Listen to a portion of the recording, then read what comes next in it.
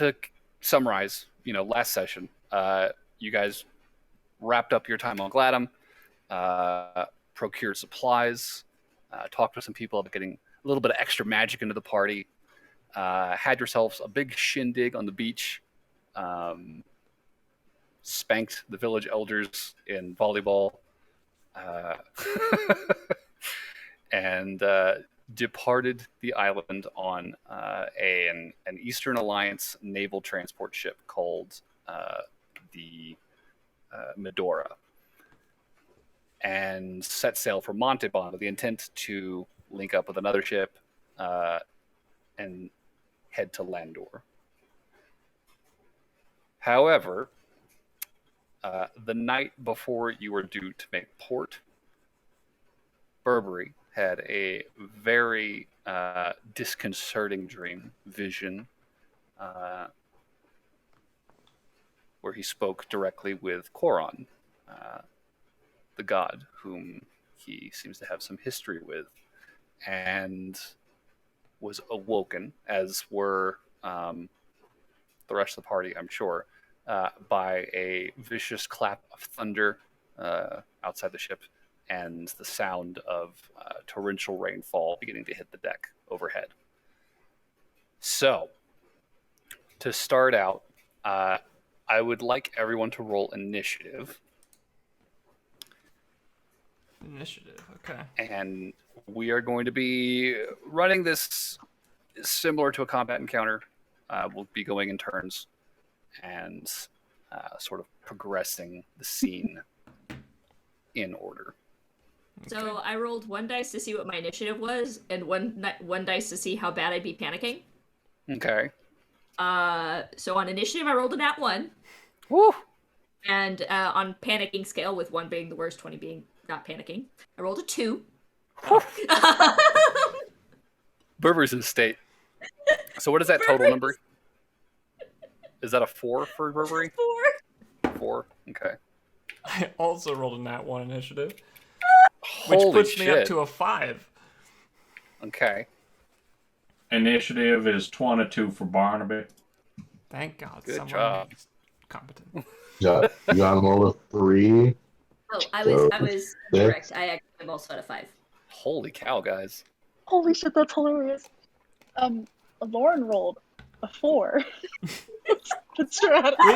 We were all real tired. Don't you all have like inspiration or something? What in God's name? Yeah, this might be a good time to use inspiration, for the record. Oh no, we're okay. Don't you feel inspired from that gumbo that I made, y'all? But I kind of love that we all rolled a 1, 2, 3, and a 4. It's true. All right. Question for Lauren and John. What are your dexterity scores? Just so I have your orders. Oh my god, I had the wrong character sheet open. Oh. Hold up. Oh, there it is. It's a +2, and I'm really using my inspiration. I haven't said it was 6. Okay, so John's got a 6. No, John has a 5 instead of a 6. Yay! Okay, Lauren has a natural. I have a +2 to the initiative. So. Okay. I'm what was your other question? To change mine to a 14. Cat's a 14. Okay. What was your other question? What is your dexterity score? Dex score is 15. 15. And your current initiative is a 5. I believe that Noelle is faster than John. Yeah. I think I've got the highest dex on the party. Tied. You or Barnaby does, I think. I got a +4. Same. Yeah. But what's the score? That is 19. Okay, you're the fastest. All right. Lauren, did you re-roll? Yes, I got 20? Okay. All right, so we burned some inspiration to re-roll this. All right, so let's get everybody ordered. That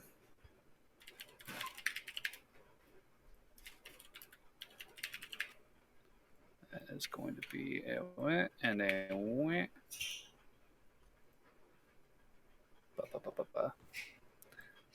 Oh, what is a Lauren's dexterity score? Do you know? +2. Okay. And this fellow.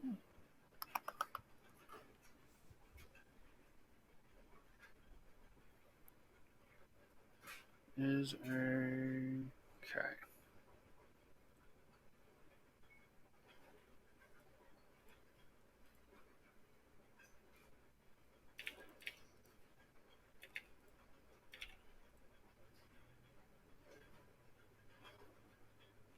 Okay.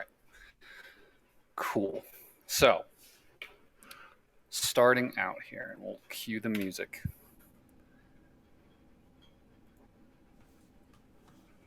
So, there is a crash of thunder. Everyone in the cabin on the lower deck, the crew cabins, bolts awake.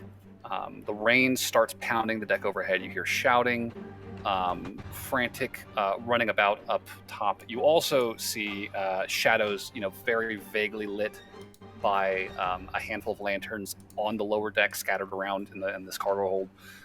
You see numerous figures running around in the dark. Lots of shouting on this level as well as orders begin getting shouted down the stairs. Top of the order, we have Barnaby. So Barnaby, I'm surprised. you wake up in your bunk. You hear this crash of thunder, and you hear the sounds of people running around outside the cabin door. And you see the crew sharing this cabin with you, as well as John, starting to kind of like rouse themselves and get down to their feet and start making for the door. So what are you doing? Can I ask a question real quick? Yeah, what's up?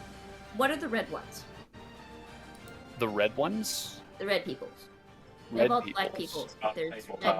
There's red tokens. Oh, so most of the tokens are crew. A handful of them are named, and those are the officers on the ship. Okay. Oh, it's the lady with the gun and the captain. Yeah, and then you can see the the full layout on the sideboard here. You've got Captain Captain Tathan, Rebecca, the first mate. You have Sylvarin, who is the quartermaster, and then on the lower deck, the hold, I should say, there is the bosun, Baturum, who is another Dragonborn. And then everyone else is just kind of a mix of naval crew. So, Barnaby, you're first up. What are you doing? Guess I'm gonna jump up onto my feet and say, I guess I'm gonna go see what's going on. Okay, cool. Try and make my way up to the main deck. Cool. You just want to like rush up to the top of the main deck? Yes. Okay. So 1, 2, 3, 4, 5, 6, 7, 8, 9, 10, 11, 12. Yeah. So you could get probably 10 feet from the stairs onto the main deck with a dash action. And coming out into the open air, it is pouring rain right now. And the ocean is beginning to toss violently around you. You can see waves kind of like cresting and splashing across the deck. The crew is very frantically running around, grabbing hold of ropes and lines, and beginning to sort of lower sails. You hear Rebecca behind you, very like faint, not really faintly. She's shouting, but like just barely audible over the sound of the wind. Weigh anchor, pull down the sails, secure the ship. Just constant orders being barked across the top deck. And standing at the helm, manning the wheel, Captain Tathan is wrestling with the ship, it looks like, trying to get this thing into a safe position of some kind. Is there anything else that you want to do with this turn? I'm just going to yell, what in the sweet holy trinity is going on? And Rebecca will probably respond, one hell of a storm. Be careful. So that will probably wrap up Barnaby then. We'll go down to Aloran. What are you doing as this storm kicks up? You wake up in your cabin with Noelle in a nearby bunk. Okay. I'm going to do what Barnaby did and dash to the main deck. Same thing, just rushing out, getting up on top of the ship. Cool. All right, so you get out onto the main deck next to Barnaby. You probably catch like the tail end of this conversation as you like kind of bust out of your cabin following him up the stairs. What do you want to do with the end of that turn now that you've got a visual? I want to see if I can see any damage on the ship. Okay. I'll say give me a perception check right now. Okay. And then the other thing I want to look for is seeing if there's like a loose rigging or something that needs to be attended to that no one's up there yet for. Okay. Yeah, sure. Okay. I have a 3 on perception. So. Oh wait, that makes it like a 10 though, I think. Or an 11. I will say, just at a glance, it is pouring rain. So even though you have 12. 12, it is pouring rain. Even with your dark vision, it's still difficult to make out details. You can see, there are sailors kind of running around the deck, grabbing hold of lines, lowering sails, and there are some who look like they are making for lanterns that are posted along the perimeter of the ship. But as far as like anything that requires your immediate attention, like you don't really glean anything specific. I don't think you've really got like a ton of like sailing experience necessarily beyond your last voyage. But I'm saying with a 12, this not being a career necessarily, nothing jumps out at you as immediately requiring attention right this second. Can I do a cantrip right now? As a bonus action, you could. Okay. I'll cast Druidcraft and I will light one of the lanterns. Okay.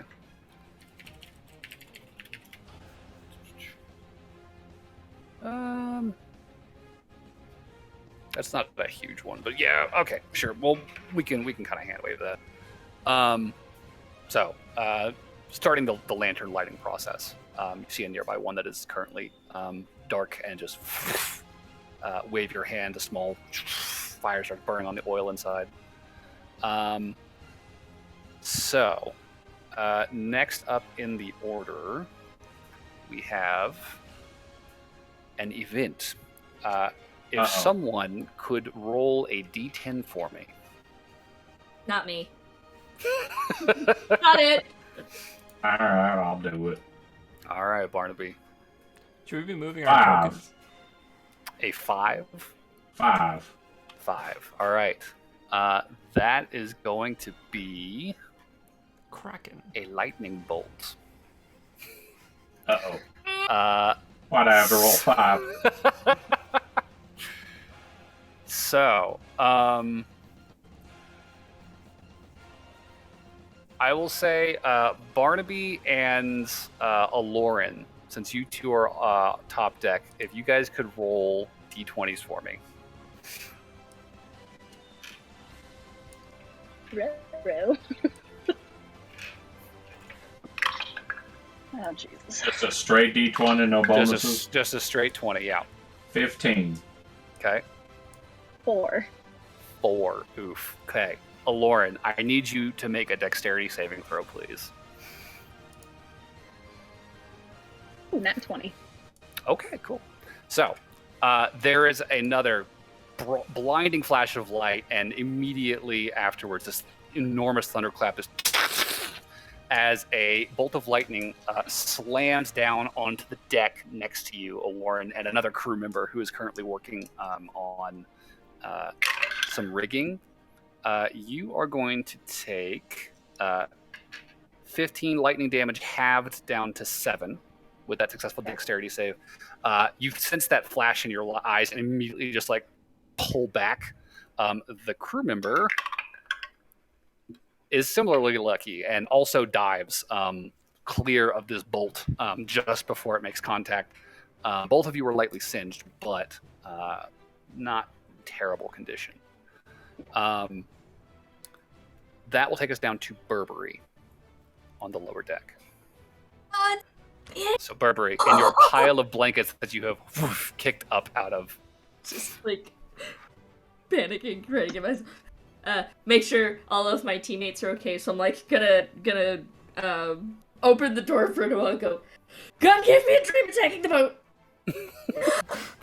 Okay, cool. What?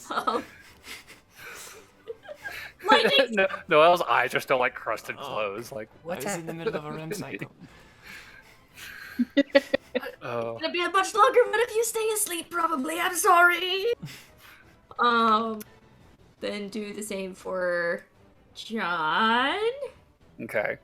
So each of these squares is 5 feet, I'm assuming. Yeah, each square is 5 feet. I feel like Burberry is gonna like move to What are you one. doing to John? Huh? What are you doing to John? Oh, waking up with God's being an asshole or something along those lines. Oh. Just making sure you're awake, because I don't want to lose anybody. I've gotten mildly fond of you people for some reason. If a lightning bolt hit the deck, nobody's asleep. It'd be ironically funny for this entire thing to bypass and John just fall asleep and just be like, wake up underwater. Like, what's going on? But I've also informed you that it's celestial now. Or it's probably celestial. And then I feel like Burberry's gonna go to here and like poke his dead head down towards the hole to make sure that he's... Into the hold, like the lower deck. I don't want to go like all the way down, but I do want to be able to see part. Basically, I just want to keep an eye out for a hole. Sure. So, or possible starts looking down the stairs, I guess give me a perception check. Okay. Oh God, I thought that was a 7 at first. Thank God it's a 17. Whew. 17. Okay. So 20, unnatural. Unnatural 20. Cool. I will say in the dim lantern light and with your pretty okay perception check, you can see there does not seem to be any water, any significant amount of water, breaching the hold, the cargo hold here. There are numerous crew members down here, however, who are currently being directed to shift cargo towards the rear of the ship at the bosun's instruction. You see this tall, broad-shouldered dragonborn, blue in color. He's got that characteristic kind of flare of horns on each side of his head, shouting at everyone. He's like, secure the hold, all those fancy naval instructions that I don't know. It occurs to me that Koron might be actually taking us to the spot that he wants himself just by moving the whole boat.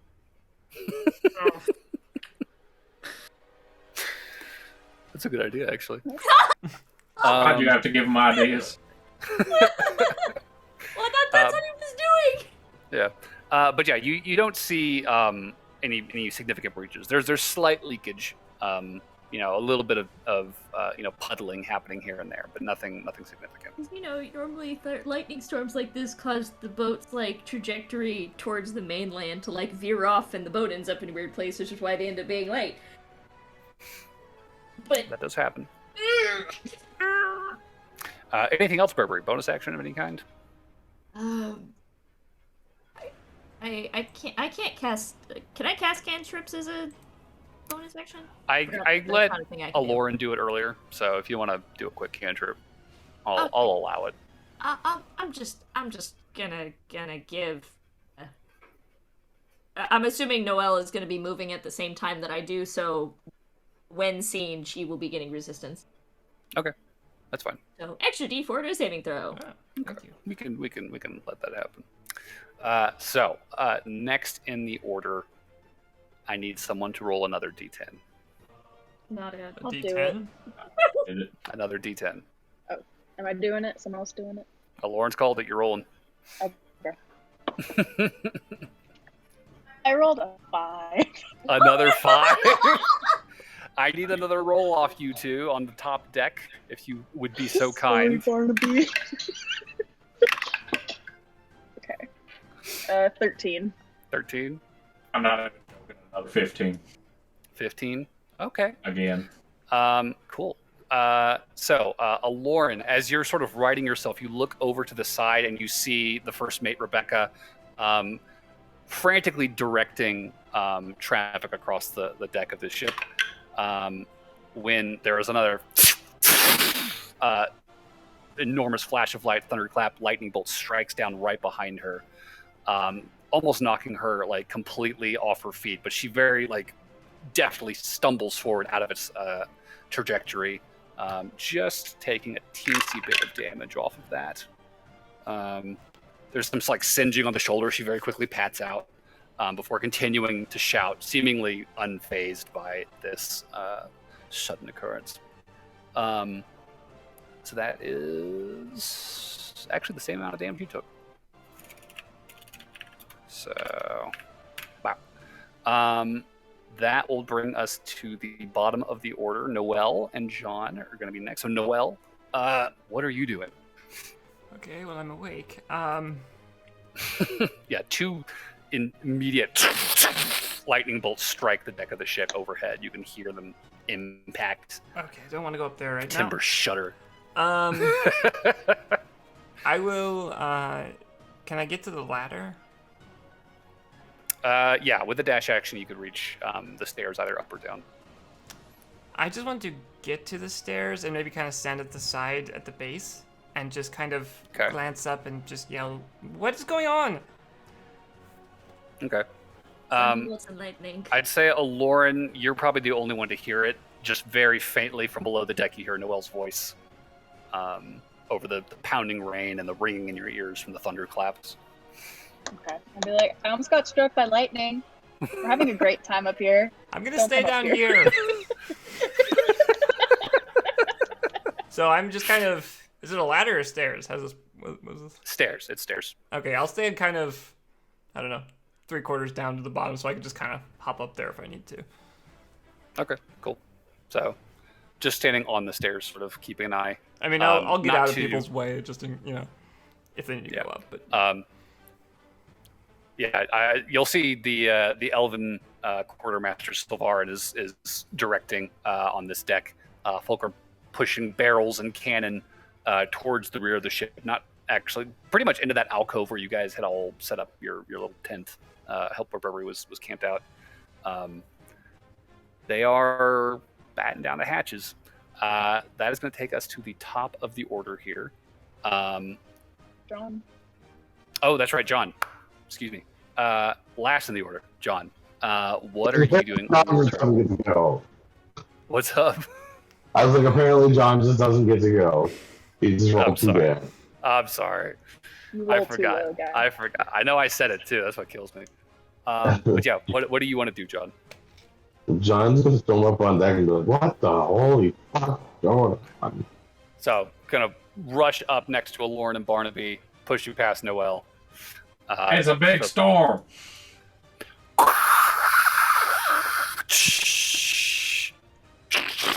Is having more people on deck helping? Am I? Well, he's up on deck now. So that'll take us to the next round if you don't have anything else you want to do, John. Is there anybody struggling with the riggings or anything? They are working on it. If you want to jump on one of those, you're welcome to. Sure, I'll jump over and help them get the rigging secured. All right, awesome.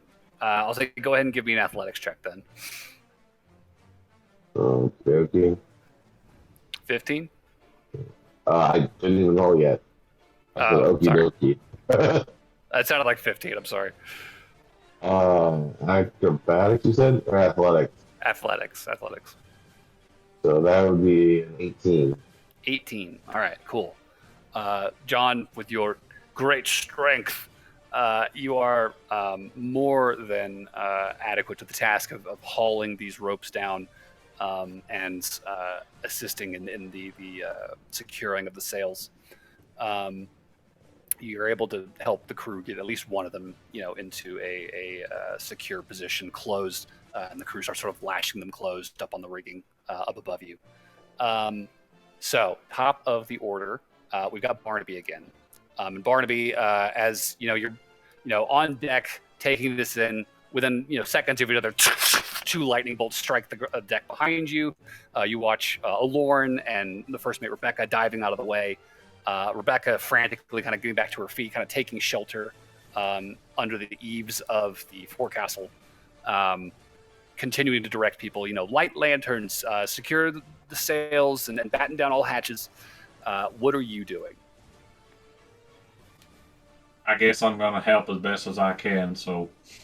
All right, cool. Are we battening hatches? Are we securing sails? Let's batten down lanterns? the hatches. Battening hatches. All right. Barnaby's going to go help batten some hatches.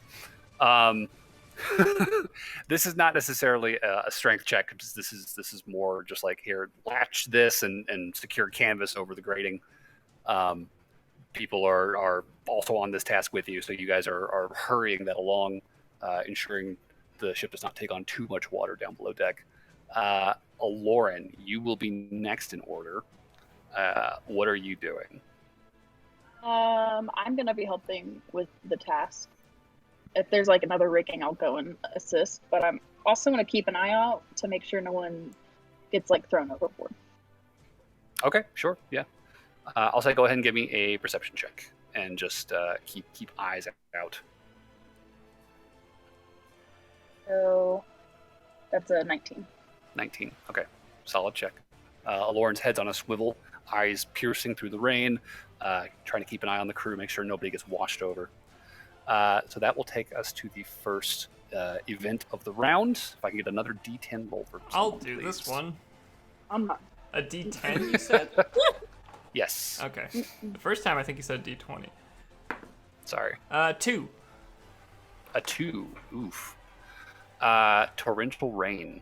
That's better than lightning. So, Noelle, you watch as almost within an instant, there is like a sudden clouds overhead opening up, and the rain seems to double in its intensity.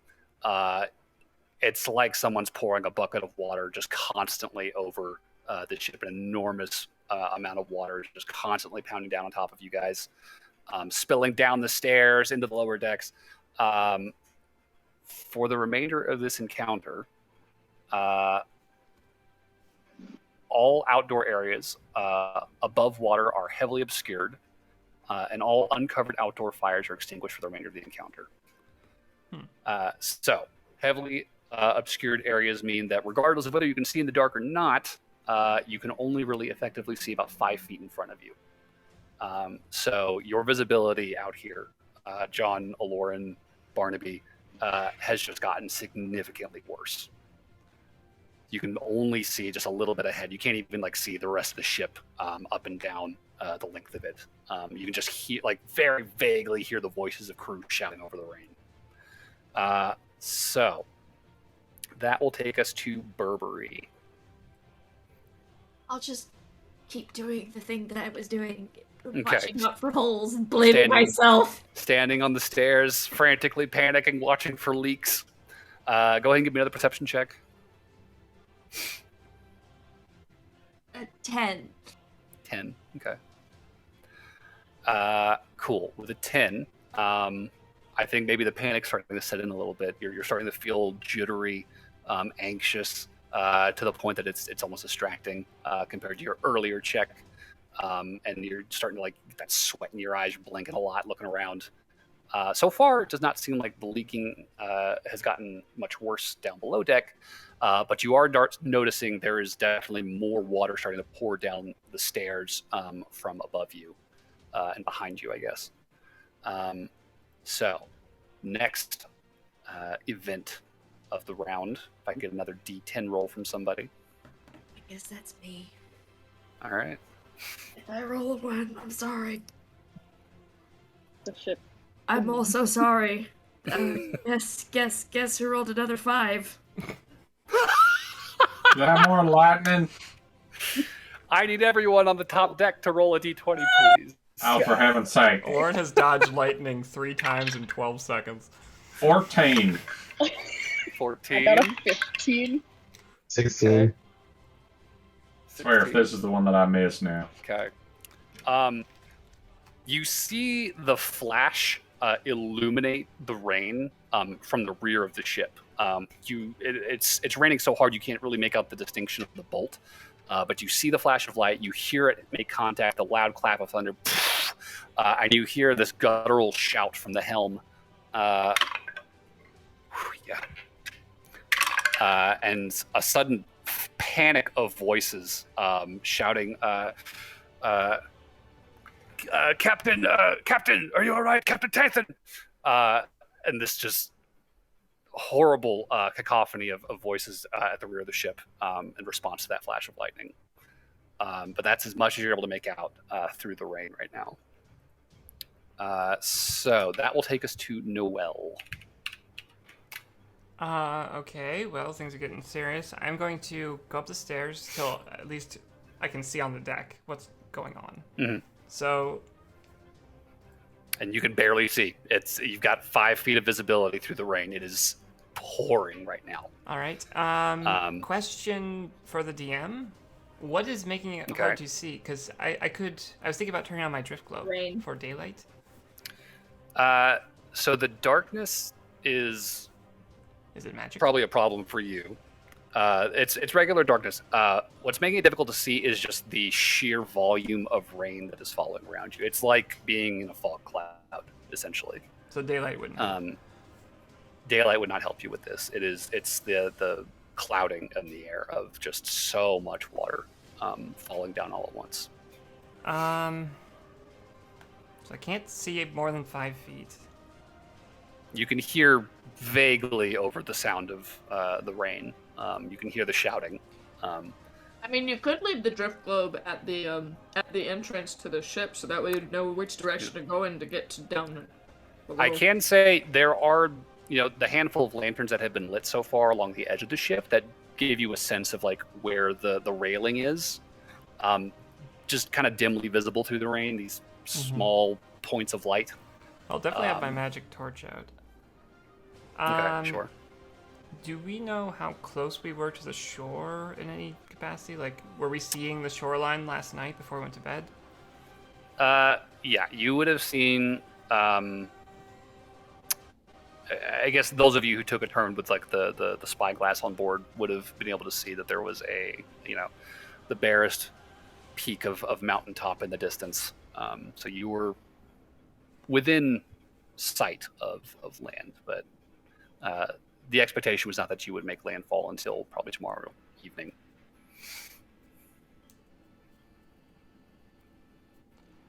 I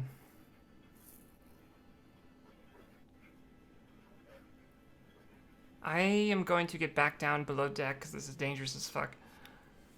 Mm-hmm. Do I hear the voice of, like, say, Rebecca? Yeah, you would hear Rebecca towards the forecastle. I don't know if you'd be able to see her unless you were to move in that direction, but you would be able to hear her. She is currently sort of directing all of the crew up on the top deck right now. Okay. I'll say this to Burberry then, since we're in kind of the same area, right? Yeah. Are we? Yeah, y'all are within like 10 feet of each other if you were to go back down below deck. Okay.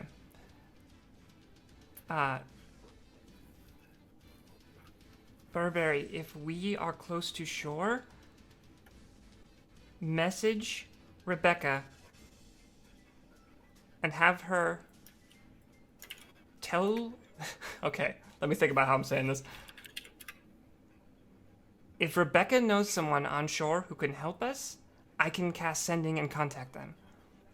But I need to know their name and a description. If you can get that for me with message, I might be able to get help. I don't think she'd be able to hear me. Well, his message is just audible. Message is magically like in your head, yeah. No, okay. So message is you hear it like a whisper in your ear. Sending, you hear it in your head. But if there's so much noise outside that you can't hear anything, if I whispered in somebody's ears, I don't think they'd hear me. The target and only the target hears the message and can reply in a whisper that only you can hear. It just says the target hears the message. Oh, wow. So if you can get that I'd be information, inclined to we'll- say. Yeah, no, I can do that. I just legitimately thought I'd have to use sending to do it. So did Because, I, again, and then I no. realized you had message, and I'm like, I think that just works, but... That's cheaper. Let's try that. Well, we can't message the shore, but we can message one of the people on the deck. That Yeah. was the gist of it. Is I actually did think about messaging our friends on deck, and I was like, oh, I don't know if they'd hear me because. But if you're thinking it'll work, yeah, sure, I can do I mean, it's that. worth a shot. Let's give Yeah. it a try. Seems bad. Yeah. So that's my turn. I'm done. Okay. That will take us down to John. If you could tell me what you want to do with your turn, my guy. Okay, so do you know the status of the captain yet? We don't even know he's hurt. Yeah. Well, You would have heard the flash of light, and you would have heard people shouting his name from the helm. Okay, I'm gonna head towards that, and I want to see if I can determine the current status of the captain. Okay. So heading in that direction, you would be able to 1, 2, 3, 4, 5. So it'd be a dash action, but you could get up onto the stairs, like kind of pushing past crew, walking along the rails up the stairs, and you can see there are a couple of crew members that look like they had been tending to the mast behind the helm.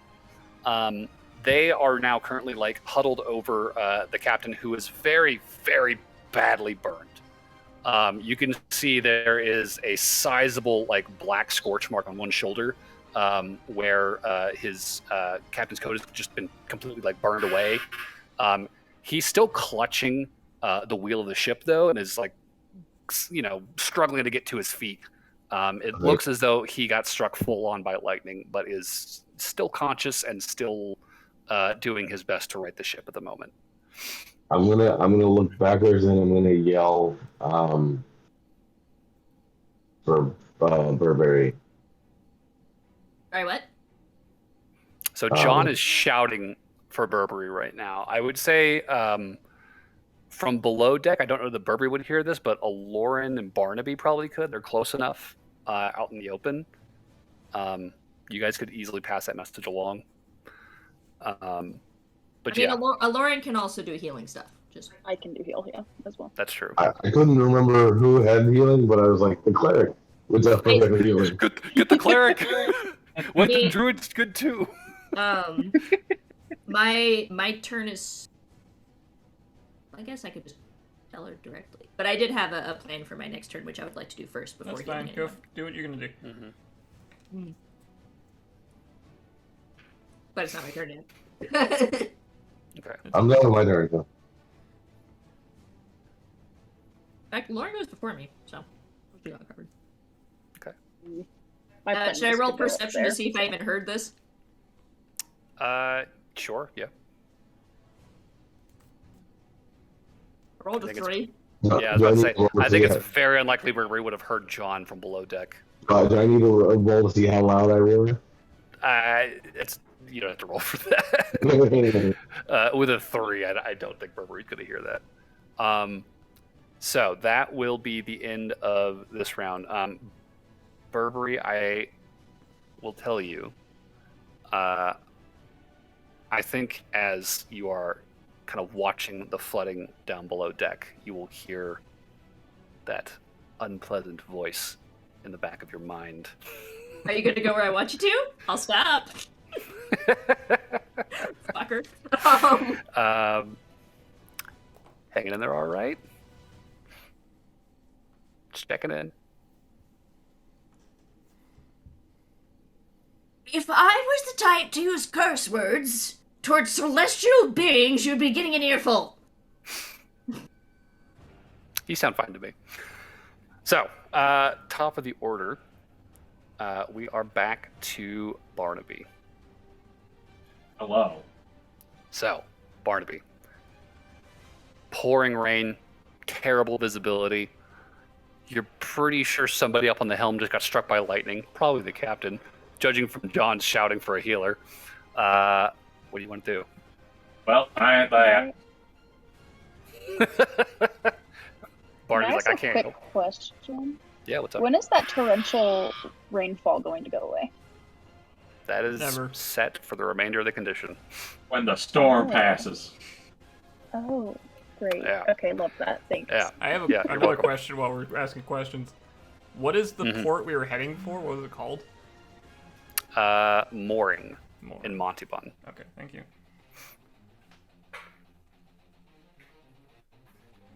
Okay. I'm just gonna continue to batten down the hatches. If I get that done, then I'm gonna work on hoisting the sails and all that whatnot. Okay. So jumping on the sails then, go ahead and give me an athletics check then. I'm okay at that. But it's wet out. That's an 11. An 11? Yep. Yeah, it's a bit of a struggle with all the rain. The rope is very like it's like sliding out of your hands, fighting you as you know this sail is just being buffeted by wind, pulling up and outwards from the ship, and you are just getting the worst like rope burn trying to get this thing down. It's worse than catching eels in a barrel. It's not good. A Lauren of Chinese getting banana bread. We ain't got time for banana bread. Oh, for me? Oh, well, thank you. Way to bribe the DM. You may have 1 hit point. Oh, pity. Judge. Okay, so Johnny, it's Lauren's turn. What is Lauren doing right now? She's gonna go up to where the captain is. Okay, so up the stats 1, 2, 3, 4, 5. Yeah, you could reach the captain without dashing. No action needed. You can see he has taken a full lightning strike to the fucking left shoulder, huge fucking char mark. The coat like blown open across his chest, sleeve like dangling around his wrist. But this guy is like clinging to the wheel with dear life, struggling to get this thing straight. What are you doing? I am going to cast Healing Spirit. Okay. And, What kind of animal is it? a bear. Okay. You cast Healing Spirit, and a spectral bear materializes in the air just behind the captain.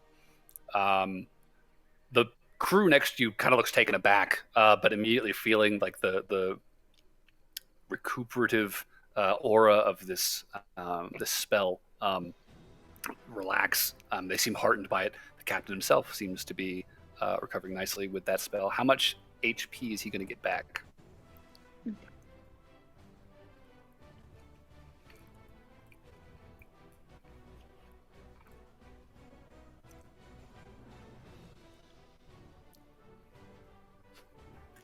Back 6. Hey. 6? Mm-hmm. It's not bad. Oh, it's a D6 per turn as long as you're holding it. That's pretty good. That wasn't bad at all. Okay. Cool. And that's your turn? Yeah. What's Cool. my spell modifier, real quick? It would be your wisdom score? Or not score, your wisdom modifier? Let's see how many of those I have left. Okay, so I have 4, so I have 3 left of healing. Nothing. Okay. Okay. So that will take us to first event of the round. If I can get a D10 from somebody. Got it. John, your turn.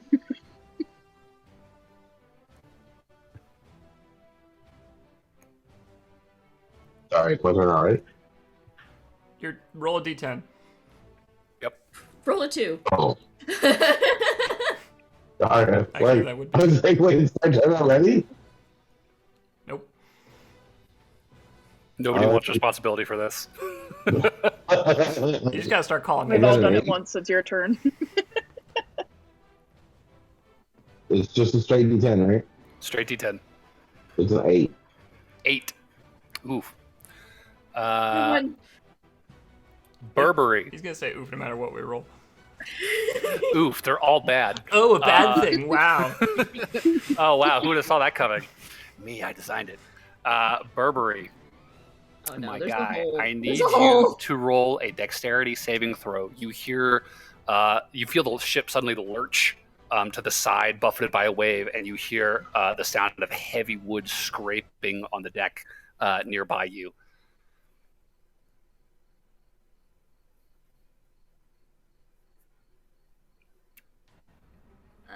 16?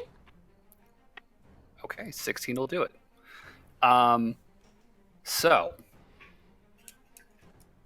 in the nick of time, you will see a very heavy crate lurch out of its resting place and begin sliding towards you, threatening to pin you against one of the walls. With a 16, very deftly, you get out of the way.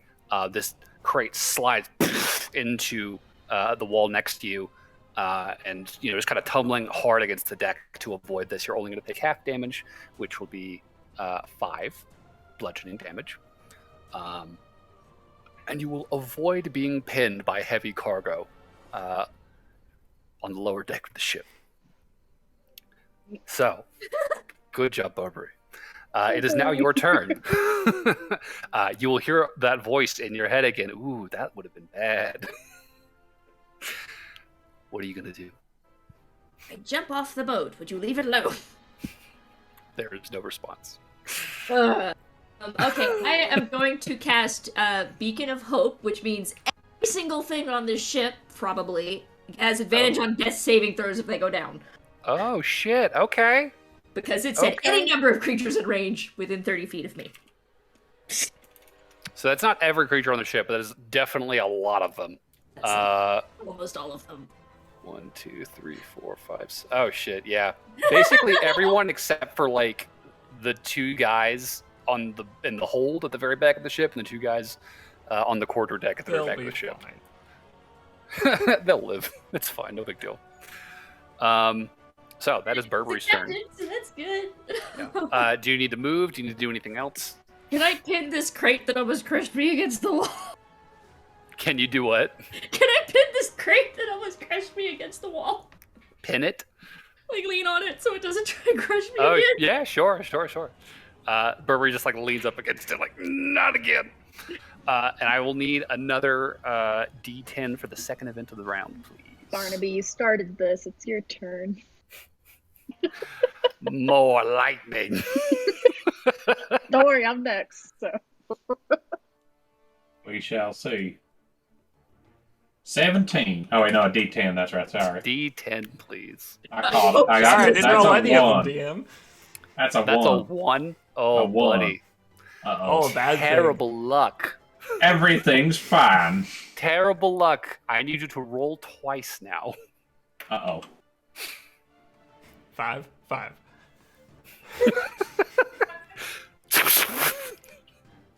It's a 2 and a 5. Cool. I need you to re-roll the 2, because that's already Oh, happened. for heavens. We got 2 lightning You can bolts. just keep the 2 and just say, Hooray. oh no, there's more A range. 3. All right.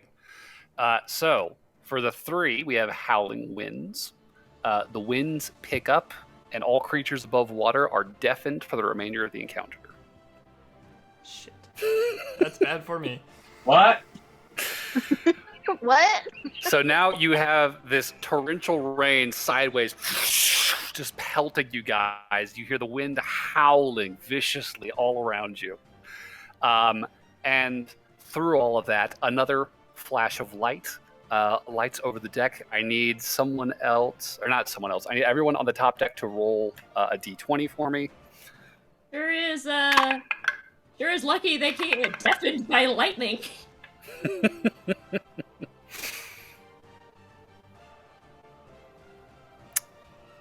So what we get, guys? Oh no, 13. I can't message anymore. 19. Okay. 19. I rolled an 8. Oh, it is in their brain. I keep my brain keeps going. It's a hearing thing.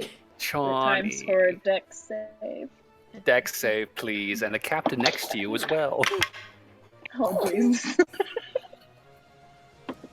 Oh no. Okay. Can I John rolled a reflect 21. 21. Okay, so Yeah. you will take half damage from this.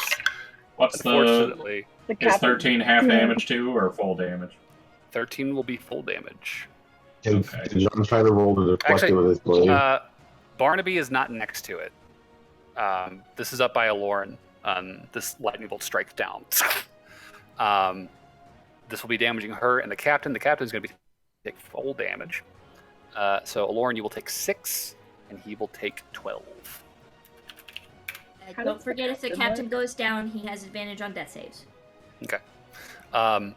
Yeah, he, tries to, avoid this lightning strike, but you see arcs of electricity kind of bouncing off the deck, crawling up his body, as he is clinging to the wheel, trying to pull the ship into alignment with the winds. That will be that event. That will take us to Noel. Down below on the stairs of the lower deck, leading up to the main deck, you can hear the winds beginning to howl, is deafened? whistling across that open. Everyone above water and outdoors. So basically people on the top deck. Yeah. Okay, that's not as bad. So Berber, what did you say when you first woke me up? You said something about like a divine problem or something like that. I don't remember. I said that God's being an asshole or something along those. Okay. Wait, did I have God's my being an turn? asshole. Who's trying to sink the ship? Wait, real quick, did I have my turn?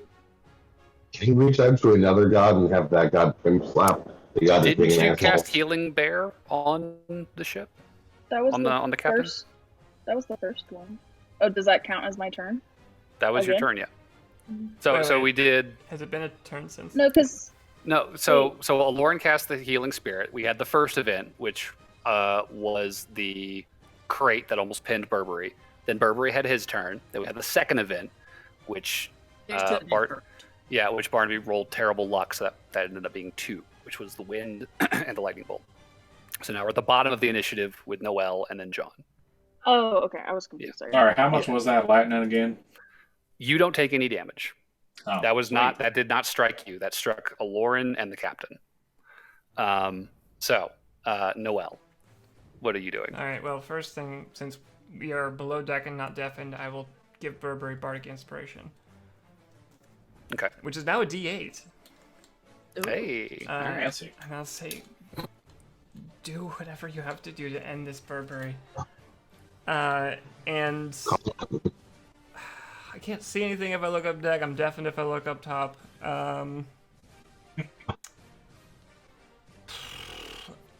Conditions are not great. Yeah.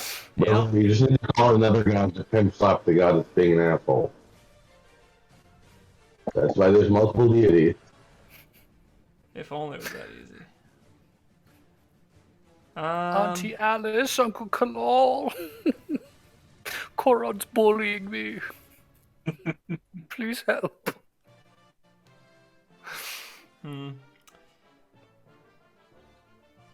Isn't that what divine intervention's for?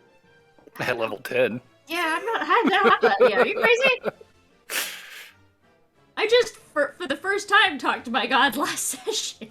Or not last session, but 2 sessions ago. Too soon.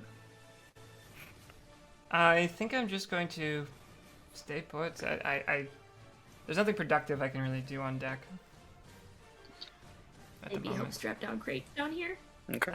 So that we So possibly- Noel Yeah, sort I of. mean, I could try and secure some crates. I don't really have. I have rope, but I don't think that's. Okay, yeah, sure. You do see that the crew is pushing crates, barrels, cannons towards the rear of the ship, doing their Yeah. best to secure them at the back of the vessel. You just cast web all over all the crates. I had that spell. I guess I'll just try and secure some crates while I'm down here.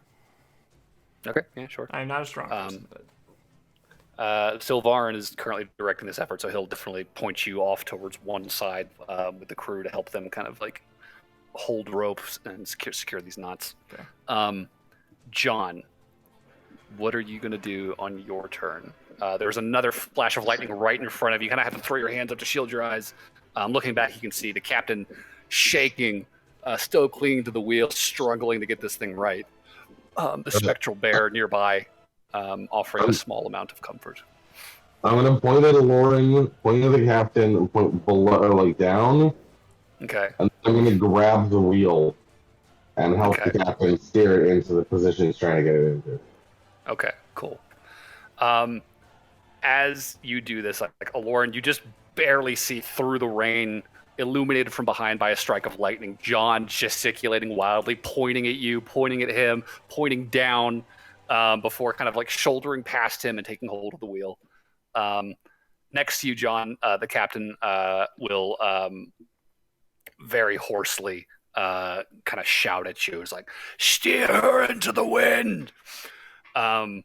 Before kind of getting out of your way. So quick side note. So any healing magic that's cast within my beacon of hope gets maximum hit points. Oh shit! Oh, yeah. Okay. So since you're healing, your bear's doing the healy thing. Max hit points from the bear. Everybody gets 6 hit points. everyone in the bear range. Bear range gets 6 hit points a turn. Sick. Okay. Oh wait, so I get 6 hit points? Yeah, if you're getting stuff from your bear. Wait, does the bear move, or is that like a static I think thing? Aloran can move it if she wants to, but it is stationary until she does. Though I think the bear has a finite number of uses, if I remember correctly. Yeah, it's 3 left right now. Okay. But yeah, beacon of hope. Good spell. Cool. So, John, go ahead and give me just a general strength check. Yeah. And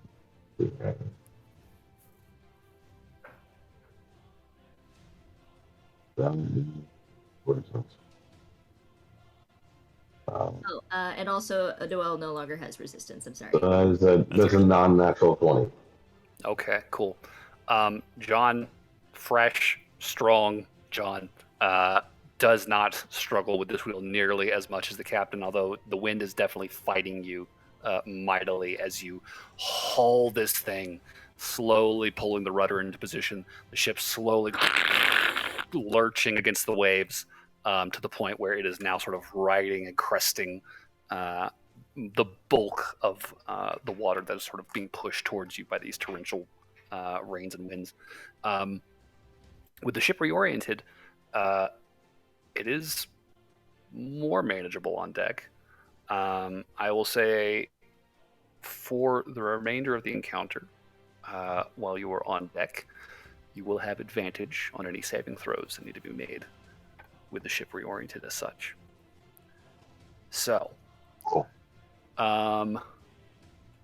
Top of the order, we have Barnaby. How battened down are them hatches, and how hoisted are them sails? Hatches are pretty battened.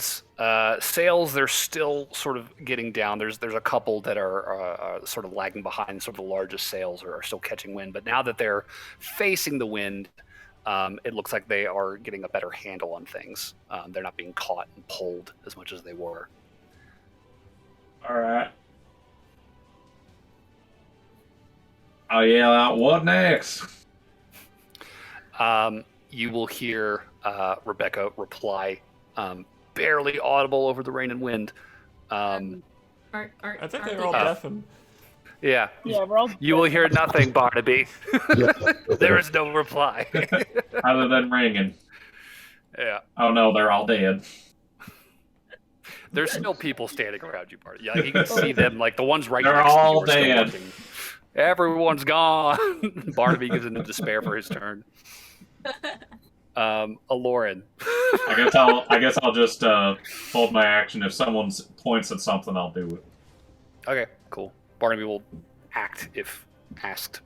Aloran, your turn. What are you doing? I'm taking the captain down to Noel. Okay, cool.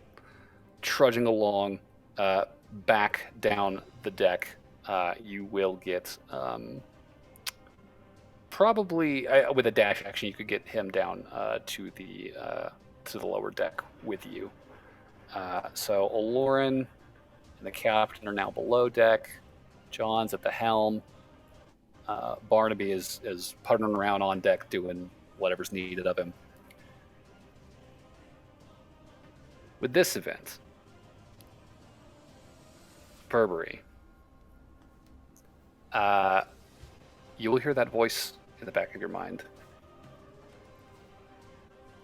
Hey, you should take a look upstairs. I think I got a good shot at this one. And there is a blinding flash of light overhead. An enormous bolt of lightning slams into the central mast. There is a burst of light and fire, splinters flying in every direction, and Barnaby, standing almost directly under this thing, you see its immense shadow begin to grow larger and larger as it begins to tilt down towards you. And I need you to make a dexterity saving throw with advantage, because you are not fighting the wind as hard as you were. I think that was advantage. That was a 3 initially. Turns that into a nat 20 plus 4. Okay. So, Barnaby, you are going to take half damage. That is going to be 6, 11, 20, so 10 bludgeoning damage as you tumble out of the way of this collapsing mast that is now smashing into the side of the ship, crushing railing, and beginning to just slip into the water.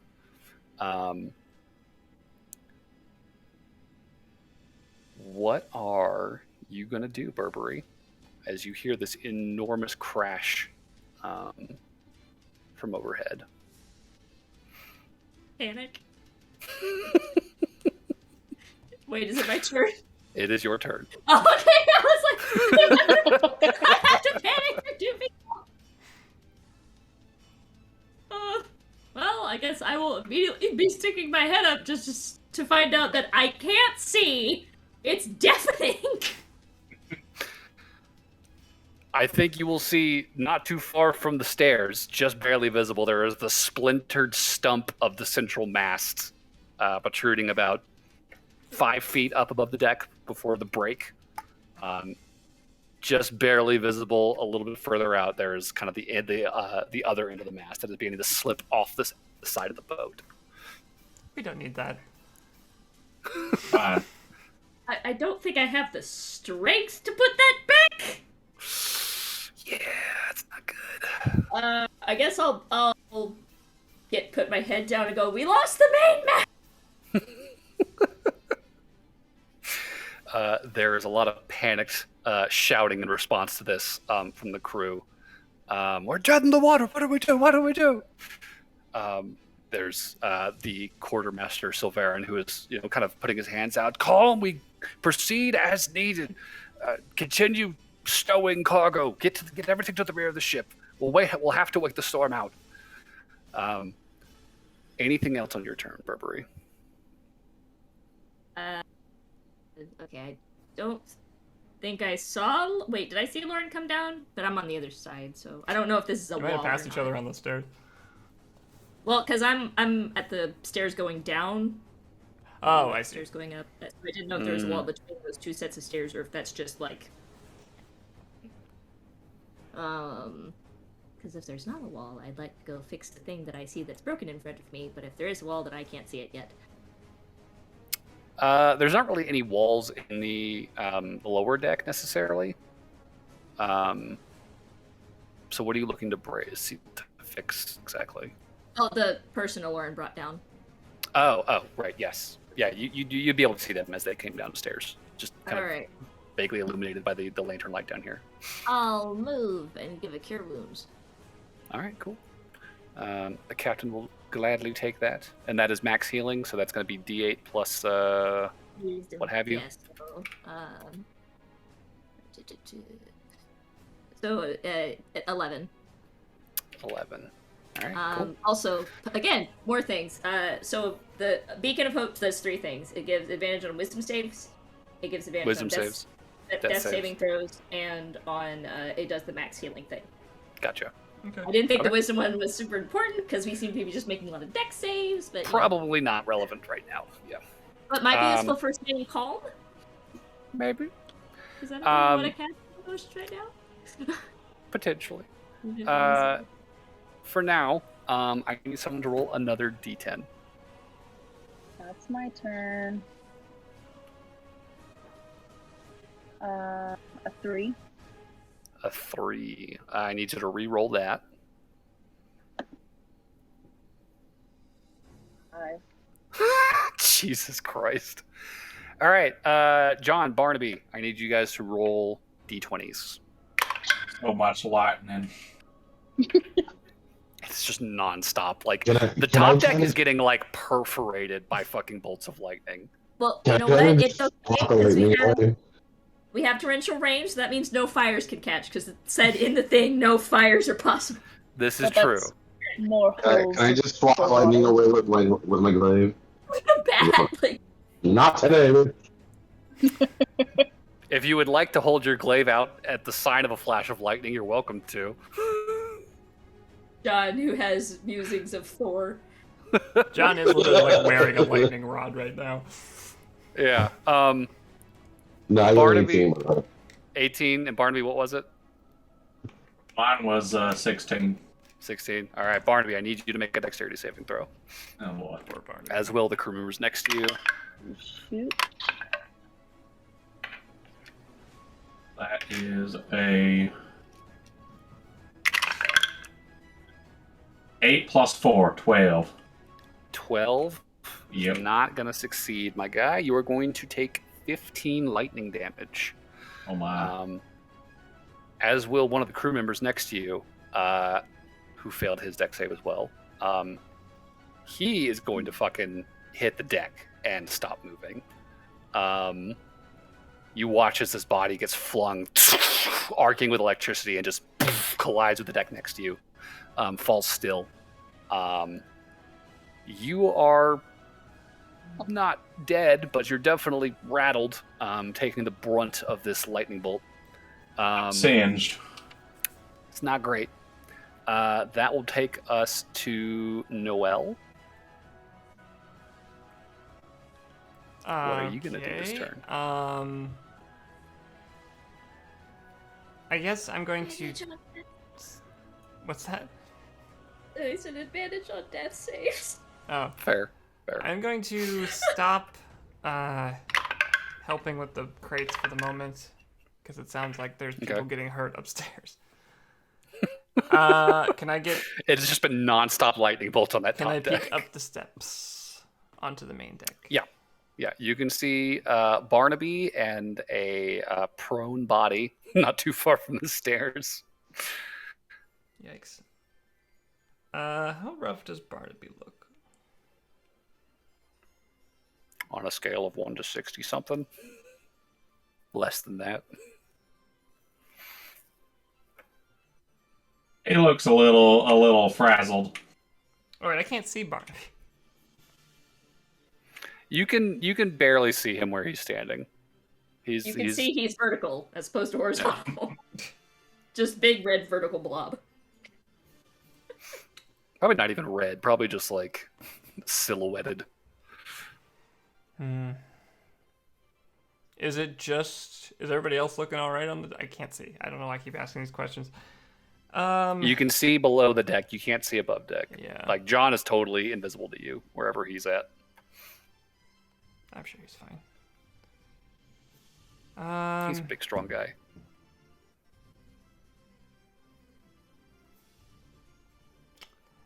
I think I'm going to. I don't know if we're at the peeps need healing point of this fight yet.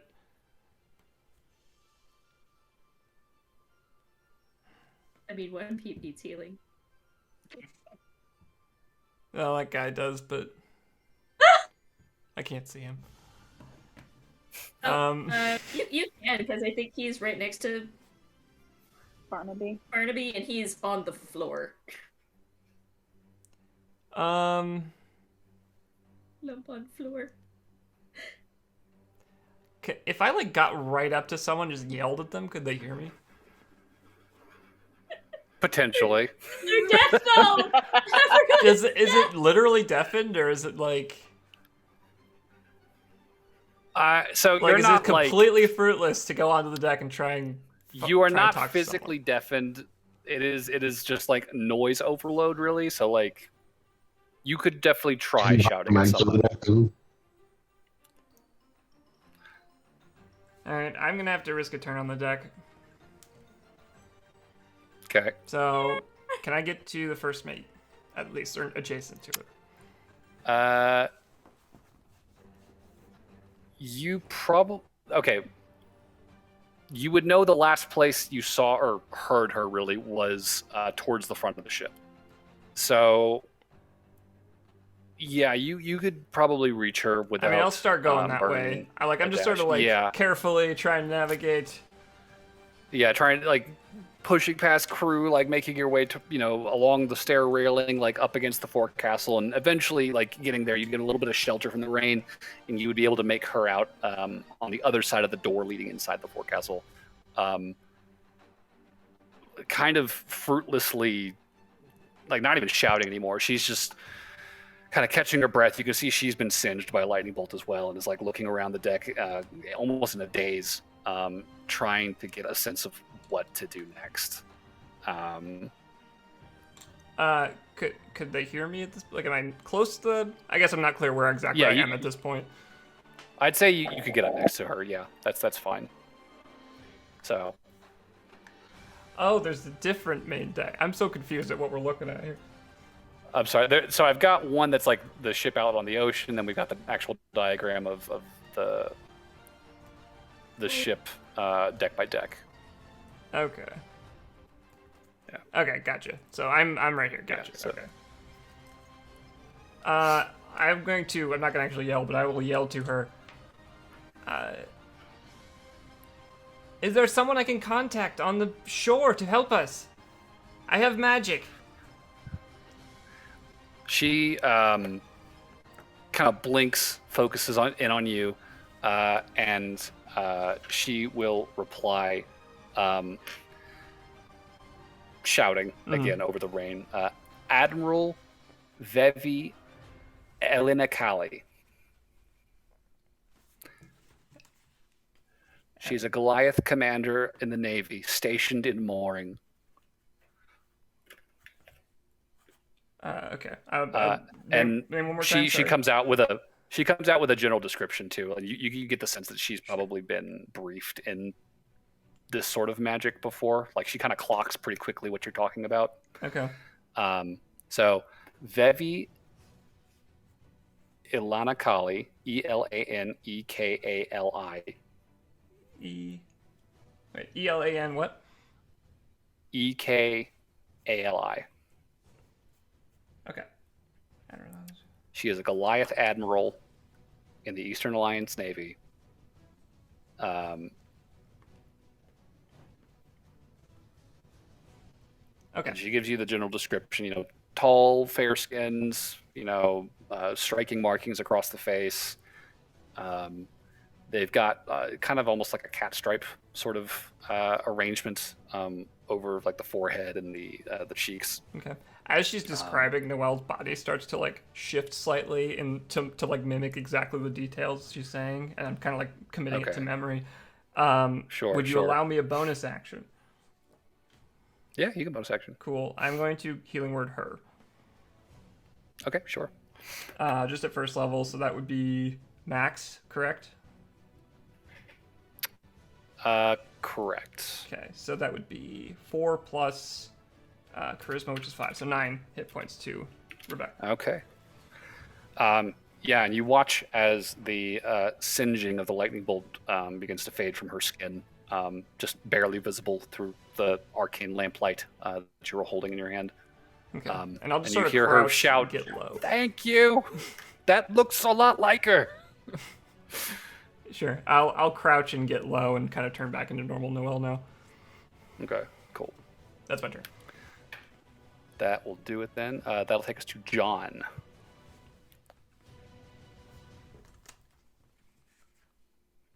Is there any way I can take my glaive and like mount it in front and above me so that it acts kind of like a lightning rod?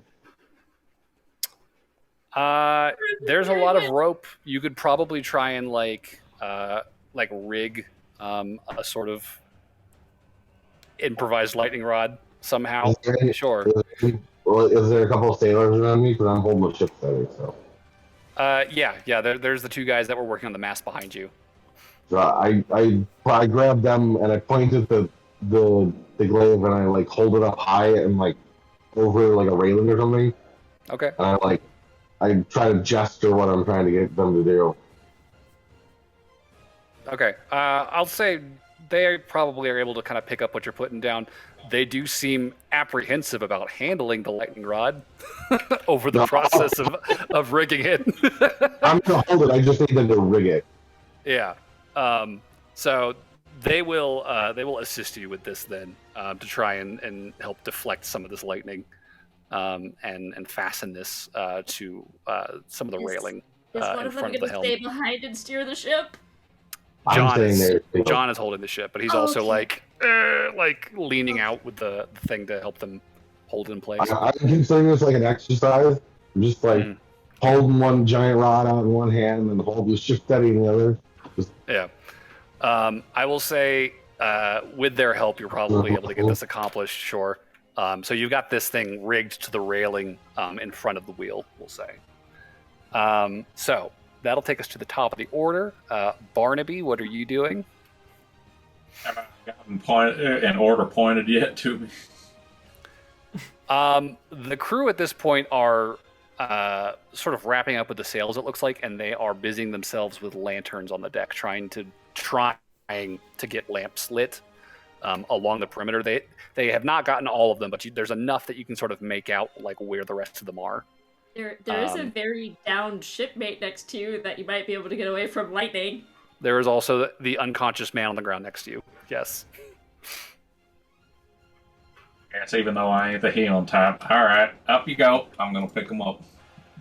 All right, you pick him up. You can feel he is very like raggedly breathing, just like wheezy, smoky fucking breath, like horrible feeling in your arms. What do you want to do with him? I got hit and it wasn't that spicy. So let's get you down. All right. So down below deck. Mm-hmm. All right. So Barnaby hauls another man down below deck for like right next to Aloran, basically, where the captain is. You'll have one unconscious man join you. Is there anything else on your turn, Barnaby? I think that's gonna be it, because I imagine that's my action to pick him up and move him. Yeah, that's fair. Okay, so Aloran, it is your turn. I'm gonna go back above deck. Okay, so Aloran back above deck. Where are you going? You can barely see, and you can't hear shit. What's the plan? Can I do like perception and see what like people close to me are doing? Yeah, sure. I'll say with disadvantage. Go ahead and roll it. Did you see water coming in from below? There is water pouring down the stairs into the lower decks. I haven't seen any, but I haven't been looking for it for 2 turns. Also, we keep rolling 5s. It's a 15. 15. Okay. With a 15, you can make out that there are crew members. There's one guy who's still like wrapping up on the mast. He's like fastening the last of the sail lines. The rest of the crew is sort of like scattering out into the dark towards the lanterns. Looks like they are preparing to get those like lit, like all of them around the perimeter of the ship. And they've got like them half lit at this point. I think I am actually gonna go. Isn't the main mast still technically on the ship, or did it fall off? It is like, so it's like smashed down through the railing, and there's a decent sized like divot on the edge of the ship, where it goes from deck to like hull. Right, there's like a good where the mast hit it. So there's probably rain coming through that hole too, but it's not like below water necessarily. It's not like gushing. Is the mast The mast is just like slowly like sliding into the ocean, like scraping against the ship as it goes, and still probably like held in place a little bit by some of the lines that are fastened to it from the ship. Yeah, so she's probably gonna go by the rail and the mast to make sure no one got like pinned Those underneath it ropes when need it to be fell. cut and let the thing go. Cut the lines. Cut all the lines. Cut the Don't lines. don't want it to drag us down or cause us to turn suddenly like an impromptu. Yeah, no, if that thing keeps going over the side and it's still attached, it's gonna try to capsize the boat. Can I make sure there's no one like pinned underneath it, and then I am going to help it reunite with the ocean and start cutting lines. Okay. It's free.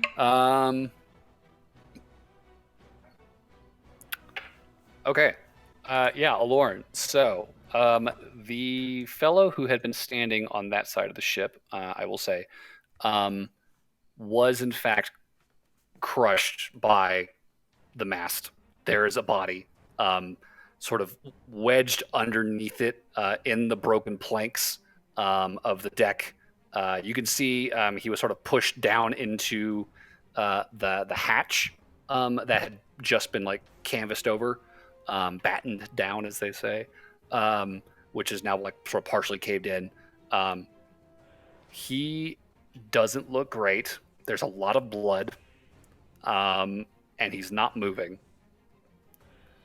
So there is a body underneath the mast, for sure. Well, what I wouldn't be able to get him out from under there, right? You could try. Okay, I'm gonna try. Okay, how are you gonna do it? So he's like pinned underneath it. Yes. So you have the mast that's like hanging off the edge of the ship, right? And he's like in that divot, like as it's like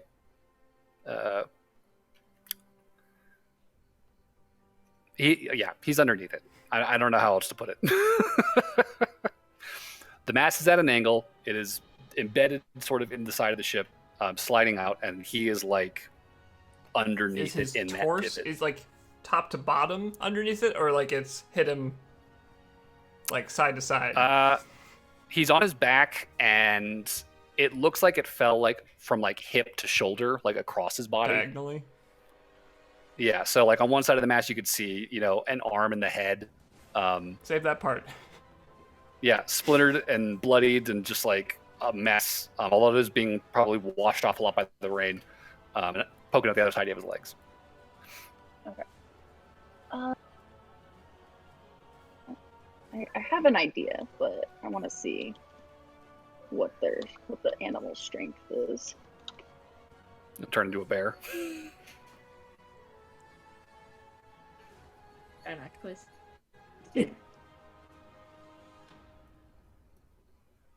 Because bear would work, but I would need someone to pull him out, probably, for me while I was lifting it. My internet's not working. How strong is a giant octopus? A giant octopus, I believe, has a 16 strength, if I remember correctly. They have 17 strength, excuse me. All right. So, Alorn is going to turn into a giant octopus. okay. She is going to use her tentacles to wrap around the mast and lift it up. And with a couple other tentacles, she is going to pull him out. Okay. Go ahead and give me a strength check. Ooh, I got Because the bear has a 19 strength, right? Well, I can't with a bear. Bear does I'm not have gonna- 8 arms. Yeah. Oh, that's so. Yeah, so if I lifted it up, I wouldn't be able to get him out without assistance. And I'm assuming there's no one around me. So At the moment, yeah, you're kind of, it's just you next to this guy in the mast. So, how much was that check? it was an 18. I don't know what the additive Plus is. 18 plus, so 21 total. Good check. I will say with that, you are able to sort of heft the mast up enough to scoop him out from underneath it. The body definitely sort of crumples as you pull. Like he's got several broken bones, and he is not in a good shape at all. Like there is no structural integrity left to that torso. Motherfucker got squished. And he is very still in your arms for sure. So that is your turn. You've got the body out. What's bonus up? Action. I have a bonus action. Your bonus With action was to my- turn into an octopus. What was my first action? Your action was to grab him. Right? Because you can transform with a bonus action. And then your action is to lift this thing off of him and pull him out. Okay, I was gonna move the bear over. Okay. I mean, you can move. Moving's fine. No, the healing. No, I wanted to move the spiritual bear. Oh, so. the healing bear. Yeah, I mean, you already used the bonus action to transform. Okay, that's it then. Okay. That will take us to the next obstacle. I need a D10 roll. It's my turn. This. Okay. Plus, I'm on the deck. Seems fitting. 8. 8. Okay. 8. Yeah, that's going to be another cargo tumble. Come at me, bro! Barnaby and Burberry, I need you both roll a D20 for me. Oh, for heaven's sake. You're never Getting safe stirred around more here. than a pot of gumbo. 30-20. Okay. 8. 8. All right, Barnaby, I need you to roll a dexterity saving throw. As you hear scraping of wood, you hear a rope snap, shouting from further down the deck, and you see one of those big, heavy cannons begin to roll forward as the ship sort of lurches as it goes over a wave. I cannot let that hit me. At 16. 16. Okay. thank Okay. goodness. Good job. I told you I cannot let it hit me. So you are going to take 3 damage. That is 7 halved as this cannon rolls down to the front of the ship and smashes into the wall leading into the galley. It just kind of embeds itself there. Rolls over his toe. Everyone. I mean, you're having to like fling yourselves like against the ship to like get out of the way of stuff. So there's some collateral damage that comes with that. But yeah, Burberry, good save. You are not restrained underneath this heavy ass cannon. Burberry, it is your turn. Okay, I'm gonna move over this unconscious person. Do I see another body being flailed in the general direction of the up arrow upstairs? I can words. Looking up above the deck. Yeah, I think you would catch sight of the giant octopus right next to the stairs that is clutching a body right now. Can I move to take the body and pull it down next to this body? Yeah, sure. So yeah, Lauren, you feel tugging on like the feet of the body, and you see Burberry starting to like kind of take him from you. This guy does not feel like he's in good shape at all. He like slumps really awkwardly in your arms, not moving. Burberry, He's not breathing. very bloodied, not breathing. What are you gonna do? Cry. I wouldn't blame you. I'm sorry. No, it's okay. Okay. So, Burberry, like, takes this guy and he looks at the other guy and he's like, no one can die today. And thank you, Noelle. I'm sorry I'm using it so soon, and I know this wasn't its intended purpose, but I'm totally using Revivify on this random ass Are you sure NPC. he's dead? Said he's not free. Medicine check? Medicine Yeah, check? medicine check, sure. Oh god! Okay, because I can't let anybody die because of me. 11? 11. Okay.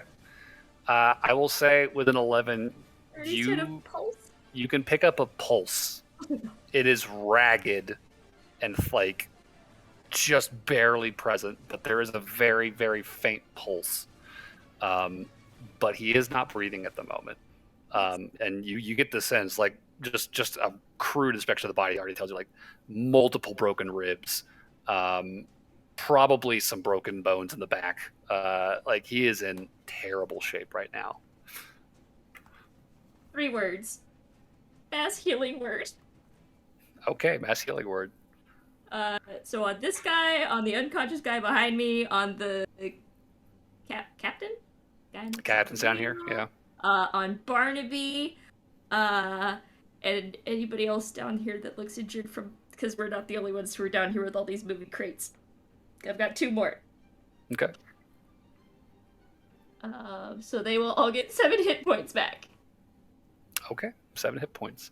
And I can do that as a bonus action, so I can do that. Good job, yeah. The body in your arm sputters.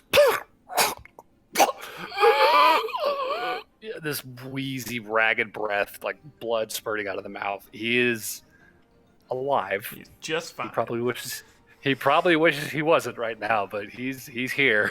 Good call, Pete. Because I was ready. Yeah, the captain takes that much healing. He's starting to look a decent amount better than he did earlier. Well, it was how much did you say? 11? 7. Excuse me. So yeah, he's improving too. The lightning bolt wounds are starting to close up, scab over. That will take us to the next event of the round. Take that one other person because I'm going to fix myself. Okay.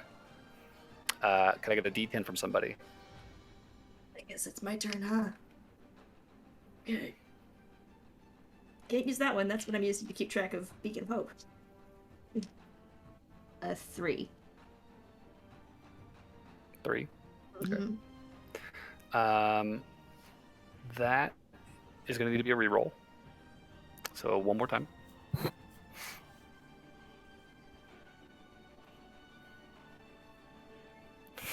Another 5. No, I rolled a 1. Ooh, terrible luck. You hear this very morose chuckling just in the back of your mind. It gets worse. What'd you get for your 2 That's a rerolls? 5. I rolled a 2 and a 1. Keep rolling. Wait, does that mean there's 2 more rolls? That's 3 total. Oh God. Your sweet heaven. Okay, I rolled another 3. Reroll it. And a 7. A 7 and one more. A 10. Okay, a 7, a 10, and then reroll the 3. A 6. A 6. Okay. 6, 7, 10. So we'll start with the 10. So sorry. As the storm continues to take its toll, you guys are in panic mode, adrenaline pumping. This is taking a lot out of you. I need everyone to make a Constitution saving throw. Please, it wasn't a 5.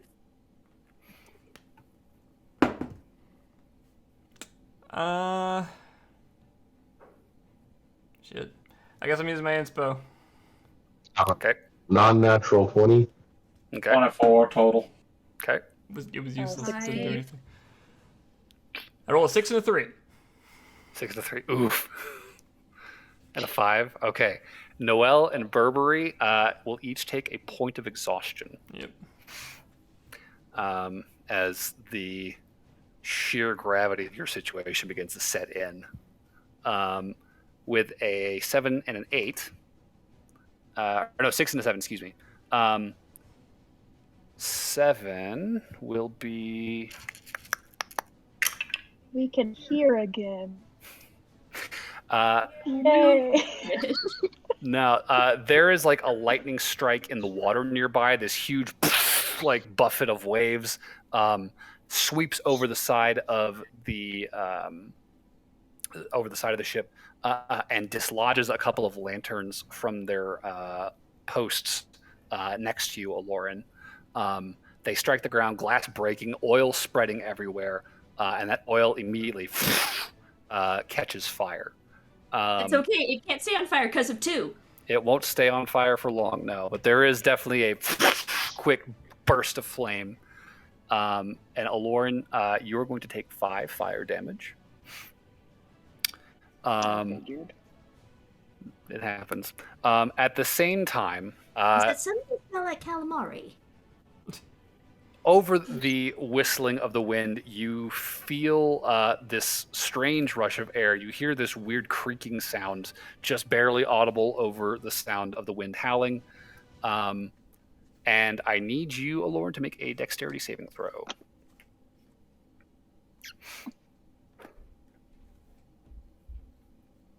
What'd you roll?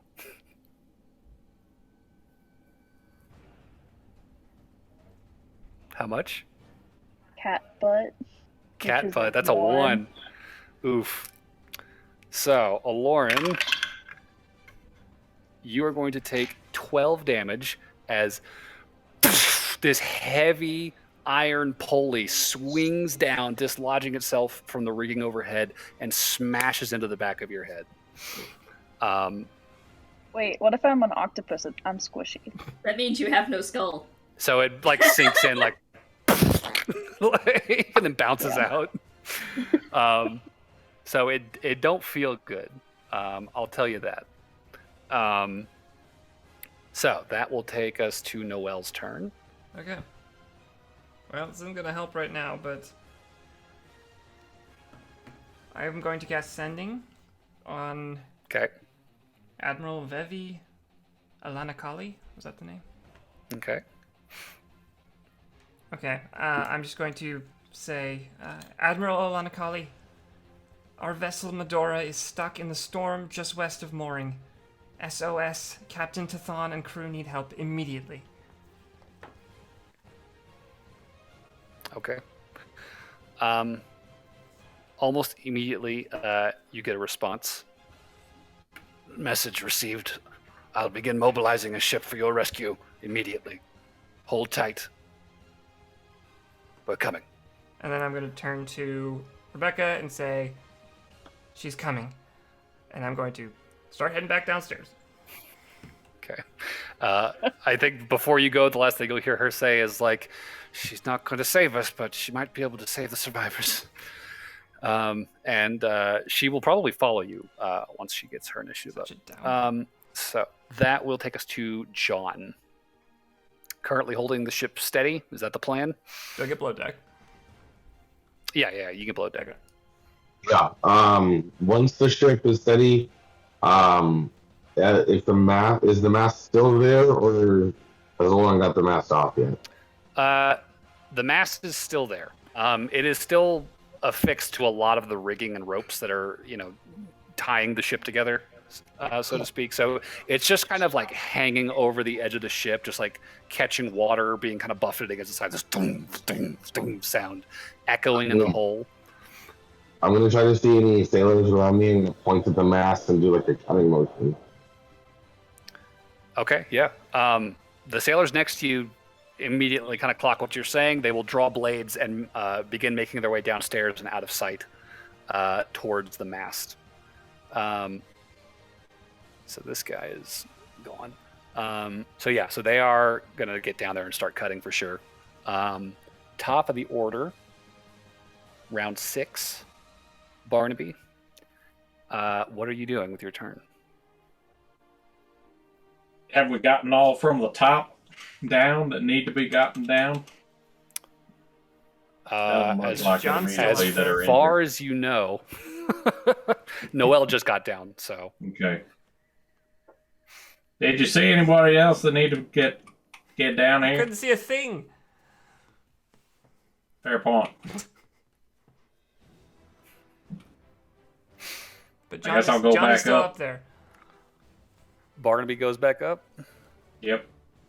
I'll keep an eye out for anybody's, John or otherwise. All right. Sounds good.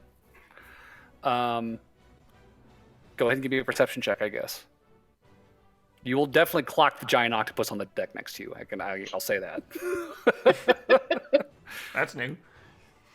We got an octopus. That is a. Oh, it's you. All right. We're being attacked by an octopus. Kill it. I've seen what happens in those stories. So what is that perception check? Perception. That is a 18. 18. I will say with an 18, you can just make out the shapes of sailors hacking away at the ropes that are still holding the ship, the central mast to the ship. Can you not use me as a... Anything else? Right. I think I'm just gonna kind of stand ready like I did before. If I see something that looks noteworthy, I'll do it. All right. I mean, do you want to jump on this hacking situation they've got working the mast, or do you want to? Yeah, I guess I can take out one of my battle axes. All right. So you rush up next to the octopus, these sailors, and begin cutting away at ropes. Yes. Lauren, as a giant octopus, is there anything you'd like to do on your turn? I'm going to, once the ropes are cut, she's going to lift it up and throw it off the ship. Okay, so you're kind of just readying an action, waiting for it to be free. Yes, and then on my bonus action, I'm moving my bear next to me. Okay. And yeah. Barnaby and everybody around me gets healed. An extra d6. Okay. So yeah, Barnaby, if you have any damage, you heal 6. And yeah, Lauren will heal 6. And the sailors nearby will heal 6. Oh wait, is the hit points only for the octopus right now? Yeah. Yeah, these aren't Aloran points. These are octopus points. Oh shit, what was my hit points then? Oh, it's a giant octopus? No, I took it out on like my actual character. Oh shit. Well, you can control Z to go back a few damage points to find out. You've got the backwards and forwards arrows too that you can figure that out with. As a giant octopus, you have 52 hit points, so you should be fairly safe for the time being. So that will take us to the first event of round 6. If I could get a D10 roll, please. I think it's John's turn. And Pete, I think you were right. This is running a little bit longer than 2 hours. Okay. Give me a sec. D10. When we find the Six. edition, we're going to be so mad at ourselves for one reason or another. What was a 6? A 6? Yep. Okay. The 6. I will need... Actually, let me just figure this out. The dumb way.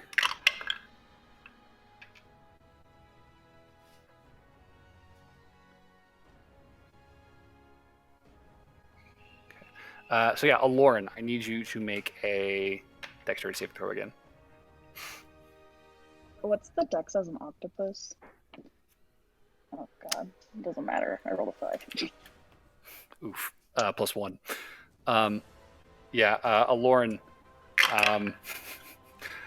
no sooner have you dislodged the first pulley when a second one smashes into the side of your head. I'm so glad I'm an octopus. You will take 15 bludgeoning damage from this one. And that'll take us to Burberry. What do you want to do with your turn? Wait, what was the first bludgeoning damage? 12. 12? So you're at 27. Oh, okay. That's what my Lauren's health is at now? 27? That's what the octopus's health is, 27. Okay. 27 damage, so 52 minus 27 would be 25. I was trying to figure out what Lauren's like original hit points was, because I was like, oh my god, if I did it. You took a couple lightning bolts, yeah, so you should take I'm off... at 22 right now. I just couldn't remember what the bludgeoning was that I took. Right. Because I was down to 10 and I was like, oh god. Oh shit, yeah. Okay. So Lauren's at 22, the octopus is at 25. You got health. You got a buffer. Yeah. Burberry, what are you doing? Wait, how is octopus? Because you've taken 27 damage as an octopus. 2 pulleys to the back of the octopus head. You were like, I always wondered what it felt like whenever something directly collided with my brain. I guess I know now. It's just as bad as one might expect. Talk about the migraine from hell. My brain, my stomach, my everything is up there. It's not good. Okay. So Burberry, it is your turn. I am going to tell the 2 people that I fixed to go to the cabins. Because Okay. there's not any boxes in there that can slam into them. Okay, cool. The captain is going to refuse that order. No, the two people the who are crew. barely up. Yeah. The crew, sure. You know, the ones that will go down if they get hit by boxes. Those 2 for sure. They will definitely take cover as instructed. So they'll head into the galley around the fucking broken wall of with the cannon embedded in it, and take cover in there. And then I will poke my head down and make sure that there's no one downstairs that needs any help. Okay, sure. Yeah. Give me another perception check. Okay. 19. 19. Okay. I will say the lowest, the hold, the cargo hold of the ship is probably looking the best of everything. Most of the cargo was already pretty secured, because that's what you do with cargo. But in the process of moving it around, you know, they had to unfasten, refasten lines.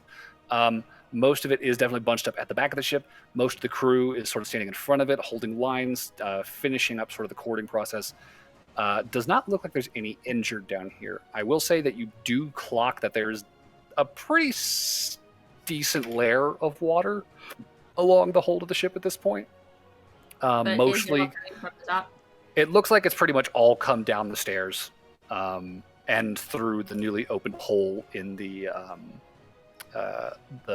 top deck from the mast, kind of crushing against the side of the ship. So there's definitely a decent amount of like drainage happening, but it's not like the ship is again gushing water from below. That's not happening. Yeah, it's all rainwater. It's all just pooling Like, from above. If the rain didn't stop and the ship stopped moving, we still wouldn't sink for like a day and a half. It would take a while, yeah.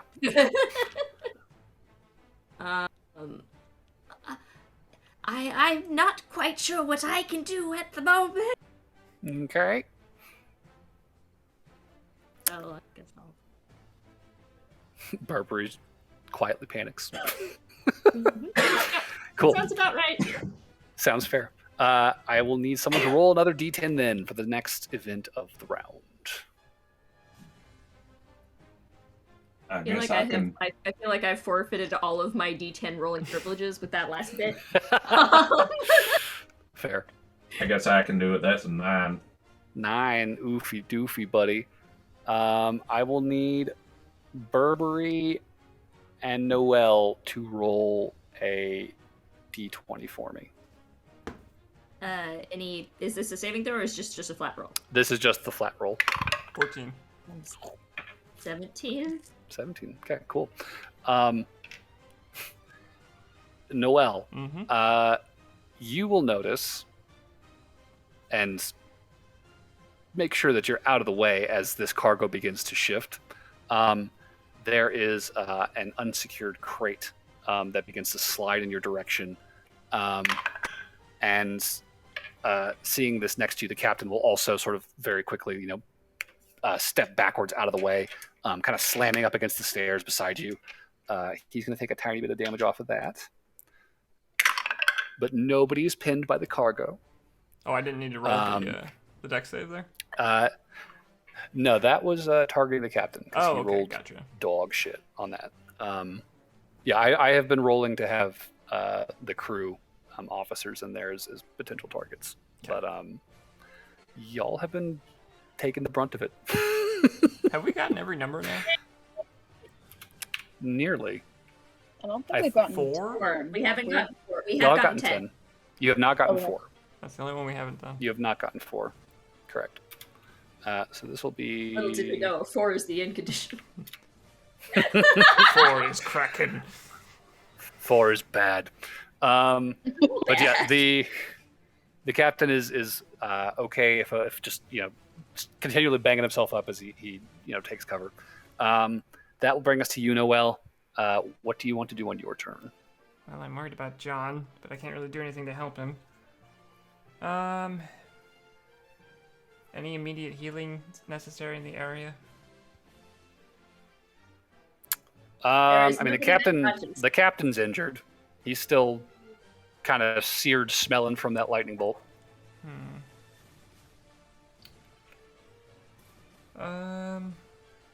Let's look at my spells real quick.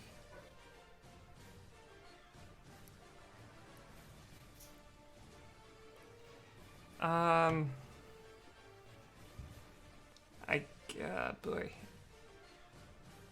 I guess I'm just gonna try to keep helping secure things on this deck as best as I can. Okay, cool.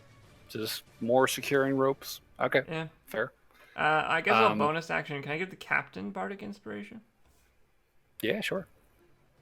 I'll just say our friend is still up there, steering the ship. He needs help. Okay, cool.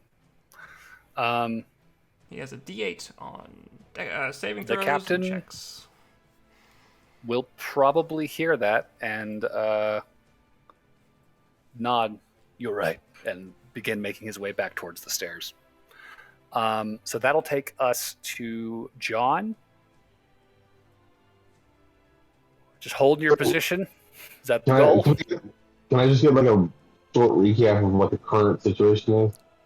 So currently, there are crew that you've dispatched downstairs onto the main deck, cutting away at the lines and ropes that are holding the mast still tied to the side of the ship. Aloran is down there as a giant octopus, as is Barnaby, who is not a giant octopus, he's just Barnaby. You are standing at the helm, and you would not be able to tell what else is going on beyond that. That is as much as you know at this That's point. all I'm aware. Yeah. Yeah, I got nothing else to do. I'm just gonna keep Hold the ship. heading into the wind. Cool. That'll take us back to the top of the order then. So, following you, Noel, Rebecca does follow you downstairs, joining you and the captain. Barnaby, it is your turn. What are you doing? You're still cutting cable? Yep. Okay. I will say with these 2 consecutive turns of effort, I think this will be the point you cut the last line and you watch as the mast suddenly lurches forward and is pulled down out of sight over the side of the ship into the water, vanishing, along with a massive trail of ropes. Speaking of which, Barnaby, could you make a dexterity saving throw for me? Ah, shit. And Like, Lauren, since you're standing there, if you could make 1-2 for me, please. I think I'm gonna. I would use like to my say I was holding inspiration. my action from last turn. Yeah. What was that action? I was trying to throw the mast over, Okay. Yeah. and I rolled a 4. A 4. Lauren's going down with the mast. Oh no. Failed Barnaby, to let what'd go you of the roll? mast. It pulls you with it. Using my inspiration because that was a 3. Ooh, buddy. So with inspiration, that pumps it up. You said a dex saving throw. Yeah. That bumps it up to a 14 plus 4, 18. Lauren's the only one going down with the ship. Barnaby, very quickly clocking the danger, immediately sort of like leaps back away from the ropes trailing along this massive tangle being pulled over the side of the ship. Lauren, however, sort of gripping and pushing this thing, tentacles out. As soon as you sort of like heave this thing over the side of the ship, come to rest, you feel this sudden tug on your arms. And you are pulled as your arms are tangled up in ropes over the side of the ship and into the water. No offense, Metaloran, but if any of us was to fall in the water, I'm kind of glad it was you. I'm glad it it's was me you. too. I'm honestly glad Barnaby's not there with me. Did any of the crew members get dragged that were helping? That is a great question. There are 3 of them right there.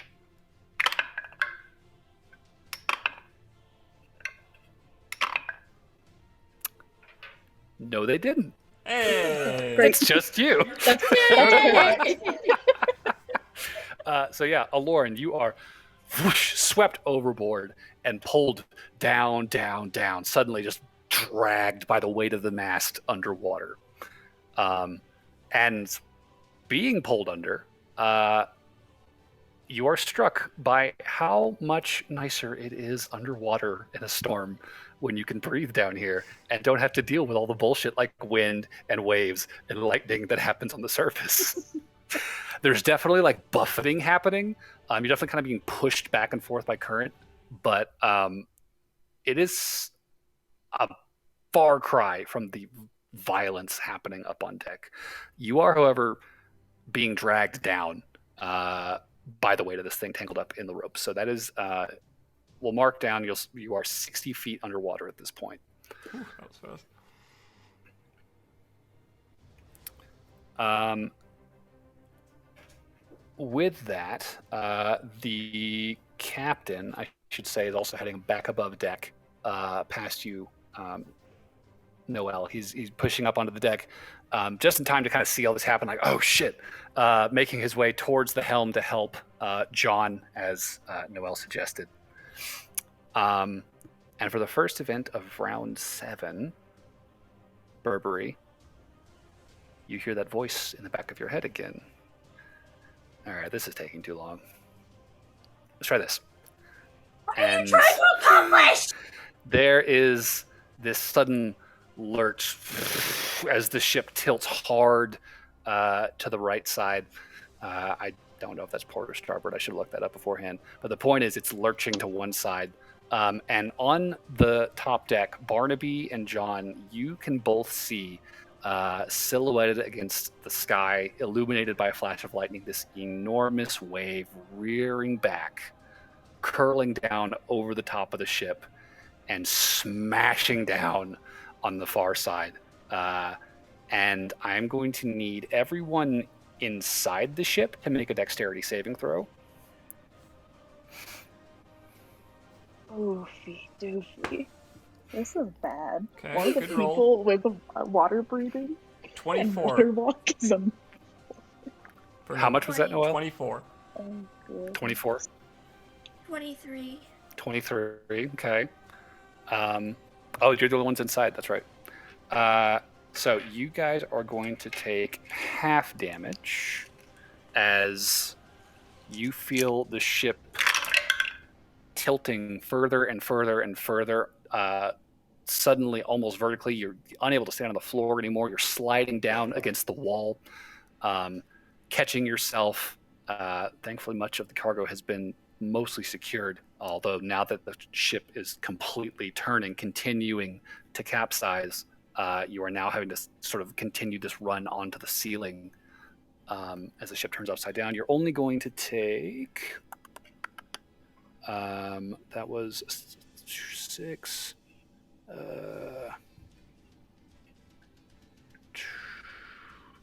16 bludgeoning damage as you are sort of like slammed against wall and ceiling as the ship continues to turn. That was half? John, that was half. Oof. John and Barnaby standing on the deck of the ship as this wave crashes down on you. I will need you two to make strength saving throws. Wait, well, sorry, what was the damage? 16, excuse me. 24.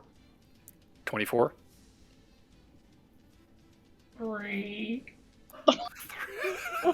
This is Barnaby's bad day, man. Plus 5, so 8. Boy, the last Oof. 48 seconds sure have sucked. Welcome to the water, Barnaby. Cool. So Barnaby is going to take full damage. That'll be 33 bludgeoning damage.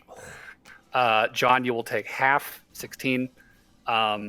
And John, you hold tight onto the wheel even as your feet leave the surface of the deck as the ship begins to tilt completely on its side and then spin even further, propelled by the wave, flipping completely upside down and capsizing.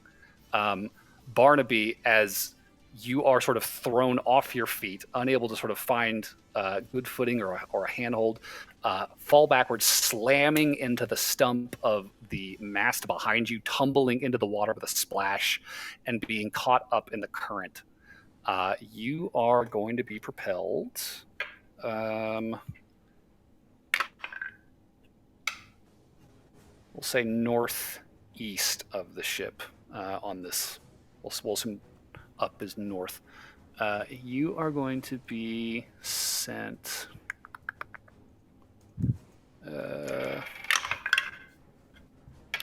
30 feet in that direction, away from the ship, just swept up by current. So that is.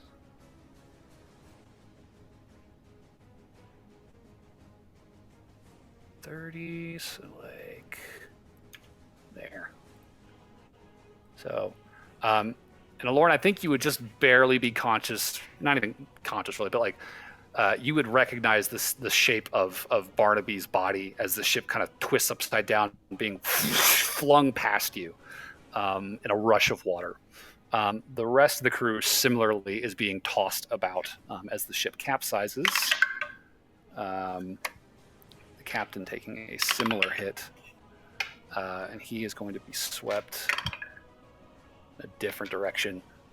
John, you don't even see the captain at this point. He is just like completely just enveloped by the water and pulled away as he like slams against the railing and just tumbles. For what it's worth, if he failed the dex save, he still does have the bardic inspiration. Oh, that's true. Did you say the captain went over? Is it a D8? D8 now. Oof. That was a 1, I'm sorry. Did you say the captain went overboard?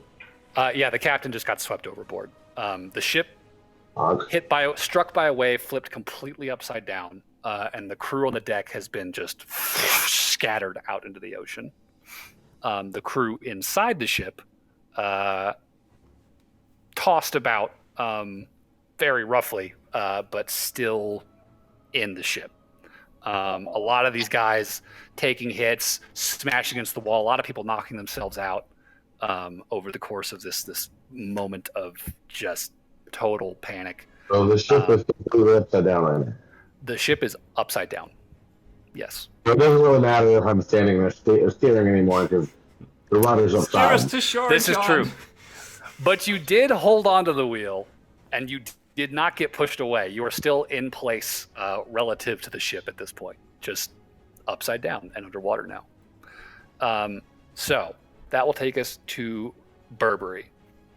And Burberry, as you're sort of getting back to your feet, you hear a voice standing on the ceiling. You hear that voice at the back of your mind again. It's like, damn, that didn't do it either. Shit. Is that? What is it are you my trying to do? Is it my turn? I'm pretty sure I got skipped. If that you time. want me to do something, Did you get just... skipped? Yeah, because last I was on Barnaby's turn. Oh, that's yeah. Okay. I got dragged underwater. Sure. You're right. Sorry. So, prior to the ship capsizing, Lauren.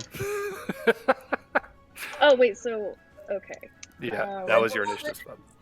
I apologize. Shit. Okay. Would you like to swim up towards the ship? No, because I know it's about a caps. So like. You did see a Barnaby get flung. Well, no, he's not been flung yet. I haven't seen anything. It's all fun. So I have all the warnings. For the sake of clarity, then we'll insert her turn here. The ship is capsized. I demand Lauren gets 2 turns. Okay. Slow your roll there, guy. She might have got skipped earlier too. Now we don't know. That's what She didn't get skipped earlier because she had a turn. She summoned the bear, remember? And then there was the whole terrible turn where there was like 3 bad rolls, and then Burberry had his turn, and then there was the next roll. I don't know. I'm still kind of sus because everything happens right before my turn, and I was pretty positive I got skipped. I was like, okay, well, we can this look at the time you're recording right. later. I agree. I think you're right. Okay. So we will insert your turn here, and I apologize. Okay. So you saw Barnaby, whoosh, just like propelled through the water, swept up by the current. You are currently tied up in rope right now. Your limbs are tangled in the rigging of the mast that is sinking now. So I will say you are currently restrained and need to get free somehow before you can move again. Can I use a bonus action to free myself? That You depends can. on By how turning into the exactly. Warren. Oh yeah, that would That's that would fair. free you. This is fair. I will probably, I'll just turn him back into yourself. So shrinking, contracting, multiple limbs disappearing entirely. I will say that's definitely enough to extricate the tangled octopus limbs from the rigging. You are no longer restrained, and you have your action and your movement free to do as you will. Okay. First, I want to do perception and see how many people are knocked unconscious. Give me a perception check. So 7 plus 9 is 16. 16. I will say it's happening very, very rapidly. So it's hard to gauge exactly who's unconscious.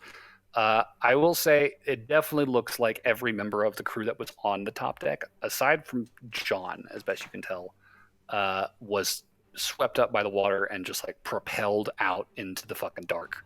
God knows which directions for some of them. There's probably like 3 or 4 in your general vicinity that got pushed out like this way ish. The rest, I would say, are probably too far away for you to gauge exactly where they are. They definitely weren't reacting like they were in control of the situation, though. I'd say good chance most of them are probably unconscious.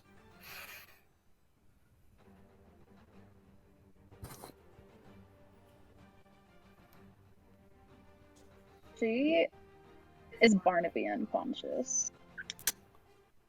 Barnaby is not unconscious. Okay, because he took a big hit, so I wasn't sure. Blub blub. There is a stream of bubbles streaming behind him. You could just barely make out the audible Southern sounding bubbles. Yeah. Cajun bubbling.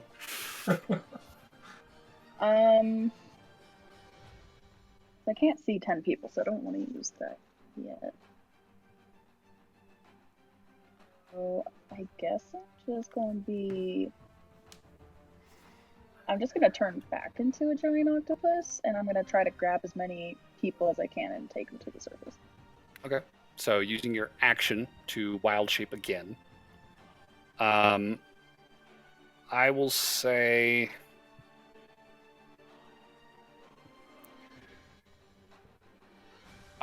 that the crew could probably take hold of you with their actions, we'll say, as you kind of swim close to them. How much move speed does a giant octopus have? Let me see if my 60 feet. So I could get them above water. You could get to a couple of them, I think. Well, okay. You could reach probably the one closest to you and get him above water with 60 feet of movement. You could reach more than that if you were to spend your whole movement. You would still be underwater since you're 60 feet deep right now. Would I be able to get everybody? That I don't know. Because that's 22 to 30. You could get 3 of them. You would still be underwater, but you could reach 3 people on your turn. Grab. How far underwater are they? They're probably floating a little bit above you, probably like somewhere in the 40 to 30 feet deep range. So you're kind of having to come up at an angle and like swim around to grab people. Okay, so I will grab. And you're gonna, by the end of your turn, you will be 30 feet underwater once you reach your third person because they are scattered. But isn't swim speed half of what people can move? Your swim speed is 60. You can move like other people. 1-to-1. Other people, yeah, it's 2 feet for every foot of movement they have. So Barnaby would not be able to make it to the surface Correct. by himself. Okay, so I will grab Barnaby and the 2 closest to. was. Okay. So, do you want to end at Barnaby or the guy closest to you? How's that? And at the guy closest to me. Okay. So you'll loop around, grabbing all of them as a giant octopus, and still 30 feet underwater, but you have people in your grasp at this point. So we will call that your turn. Apologies again for skipping. And Burberry, it is now your turn. If you stop, I'll tell them.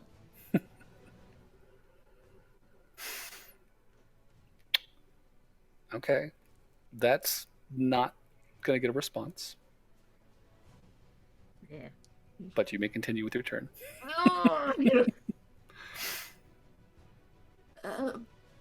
Check and make sure everybody's okay as this boat's slowly sinks around me.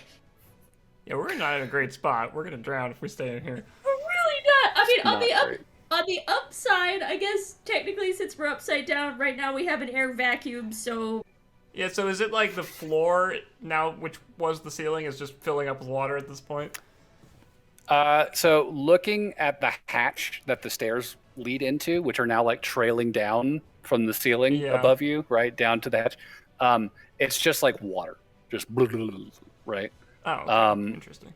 Yeah, I mean, there's air inside the ship. There is, however, a slow trickle kind of over the rim of the hatch, like into the ship, probably because there is air escaping through small gaps in the hole overhead. And the so ship there is presumably definitely is going to start sinking at some point. There is definitely a clock on that for sure.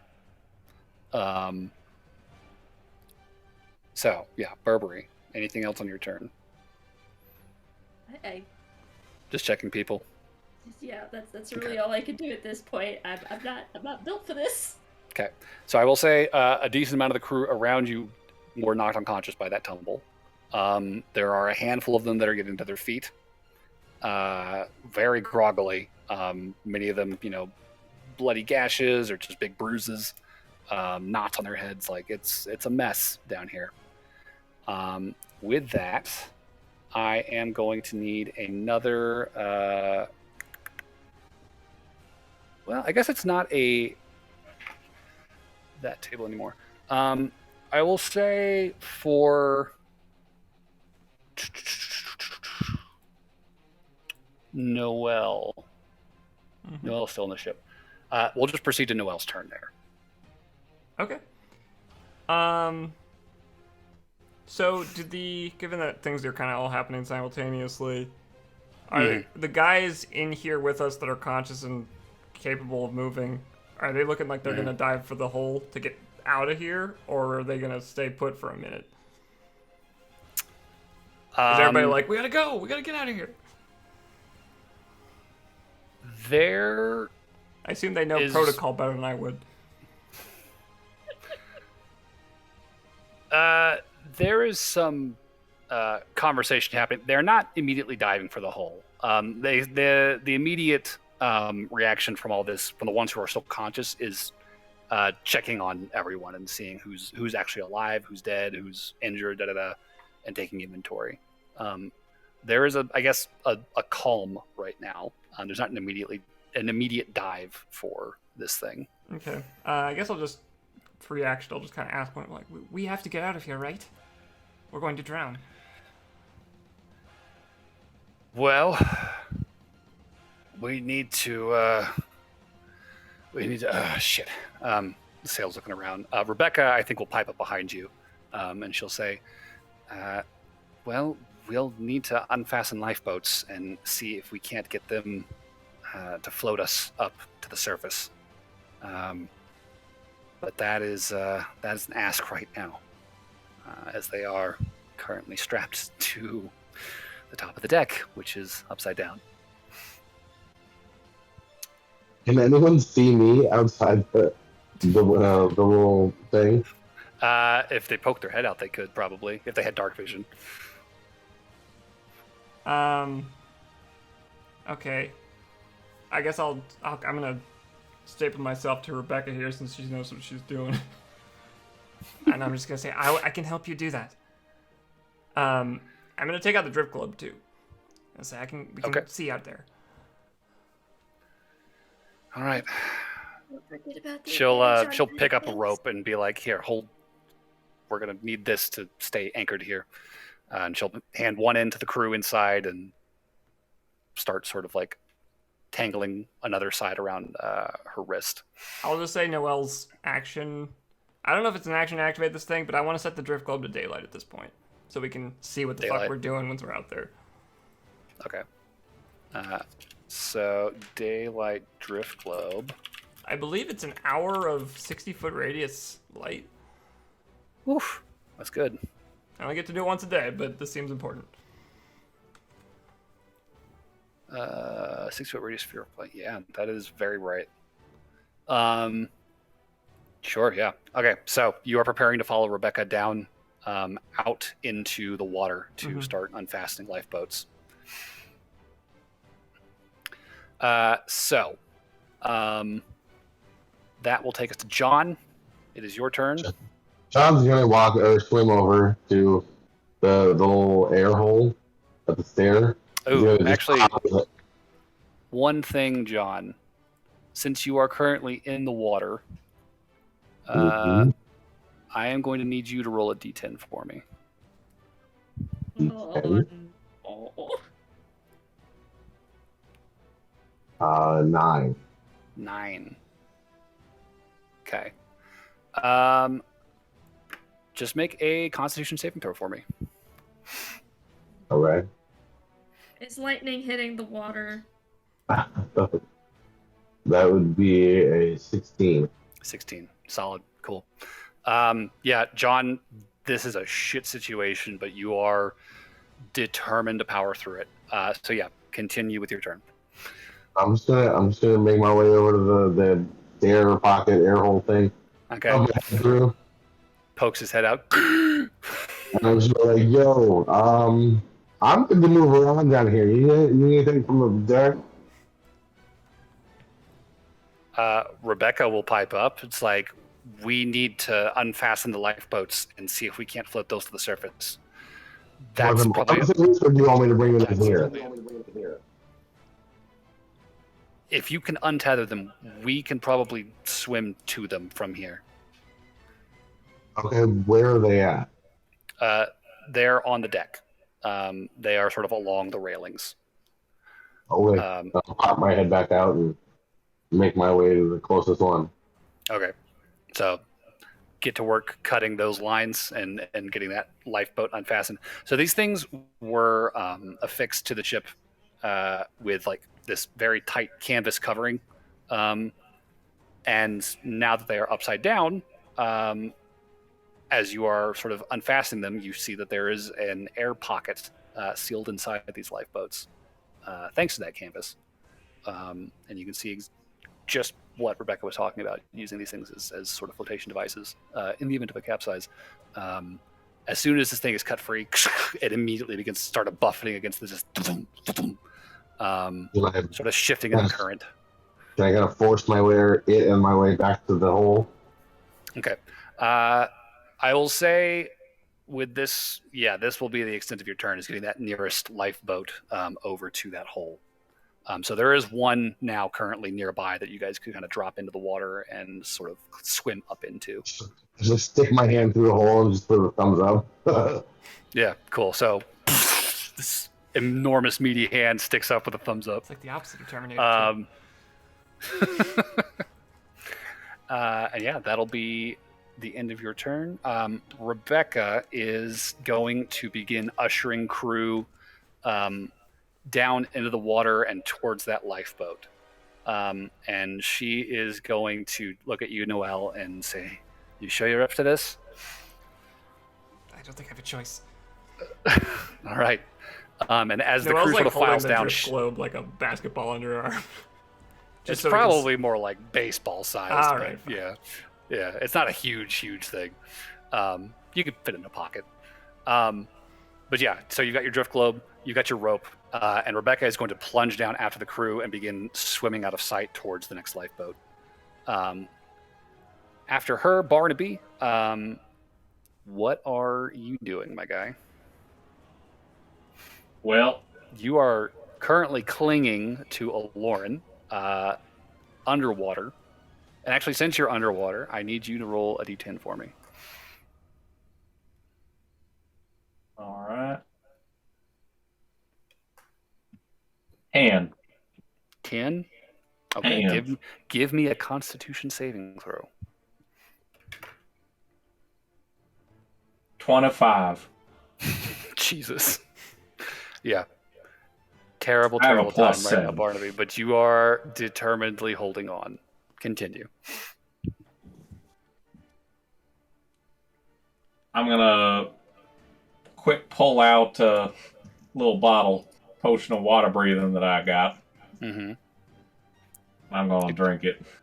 Good call. So, holding Aloran with one arm and just like pulling the cork with your teeth, kind of pushed it to one side with your tongue and just sucking this potion down. Very salty, very briny. At first, you're not sure if you actually spilled it and just drank seawater, but within seconds, you suddenly feel this sort of relaxation wash over your body. And as you take your first breath, it's cold, but it feels like air, and it's not terrible feeling. There's sort of a chill, that runs through you as your lungs fill up with water, but the effect of the potion seems to be blocking the bulk of that sensation. You feel pretty okay, honestly. Not out of breath, not drowning by any means. It's just chilly. Give Lauren a thumbs up, a smile. No bubbles come out anymore. Cool. So anything else from you, Barnaby? You're just going to hold on to Aloran? I think so. Okay. Aloran, I'm just going to roll the d10. That'll speed things along a little bit. Okay. So that was a 1. An 8 and a 3. So, Aloran, as you are sort of righting yourself, you watch as above you there is another sort of buffeting of the ship, and you watch as some of the rigging along one side kind of just breaks free of its hold on the mast and begins to sort of like drift out in your direction. Go ahead and give me a dexterity saving throw.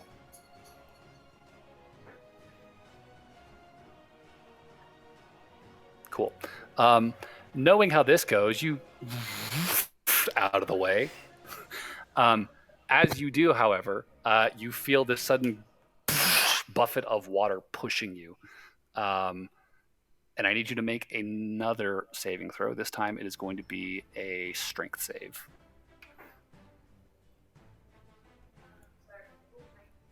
$19. Okay, cool. Feeling that tug, you also pull back into the pocket of water you were just in after avoiding that line and successfully avoid being swept up in a current away from the ship. You are free to continue with your turn.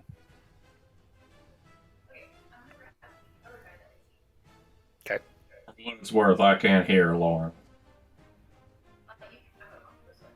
Oh, you're muted. I can hear it through your mic, but muffled.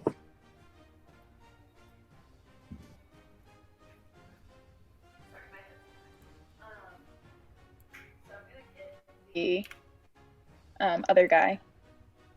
Do I see this lifeboat and the people filling up with it? You would see it, yes. There would be like heavenly light coming out of that hole at the bottom of the ship. There is just, there's definitely like a dim sort of like glow sort of shining from the lamps inside the ship that are, what lamps are left, Well, I guess, after the that daylight tumble. is what I meant. Oh, that's right, too. That enormous glowing ball of light that Noelle is carrying with her. Wait. That is just blasting out into the ocean. So you definitely see the silhouette of this ship starting to kind of fill up with people that are diving down into it. Okay. The people that I have, are they unconscious? The two of them that are not Barnaby are, yes.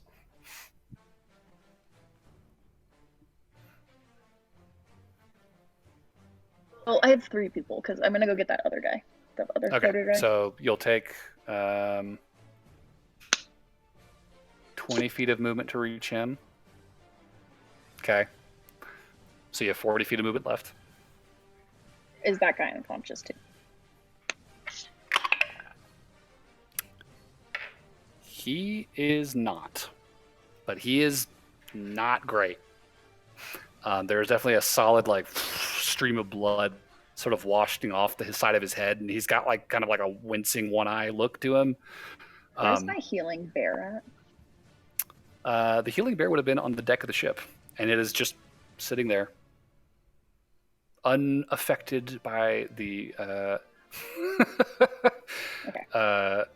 the currents or the water around it. It's just sort of like just sitting on the deck of the ship, upside down, waiting. Okay. So what she's going to do is going to take everyone up to the surface. She's going to use her bonus action to bring her bear up to heal people. Okay. That's doable. If it can make it.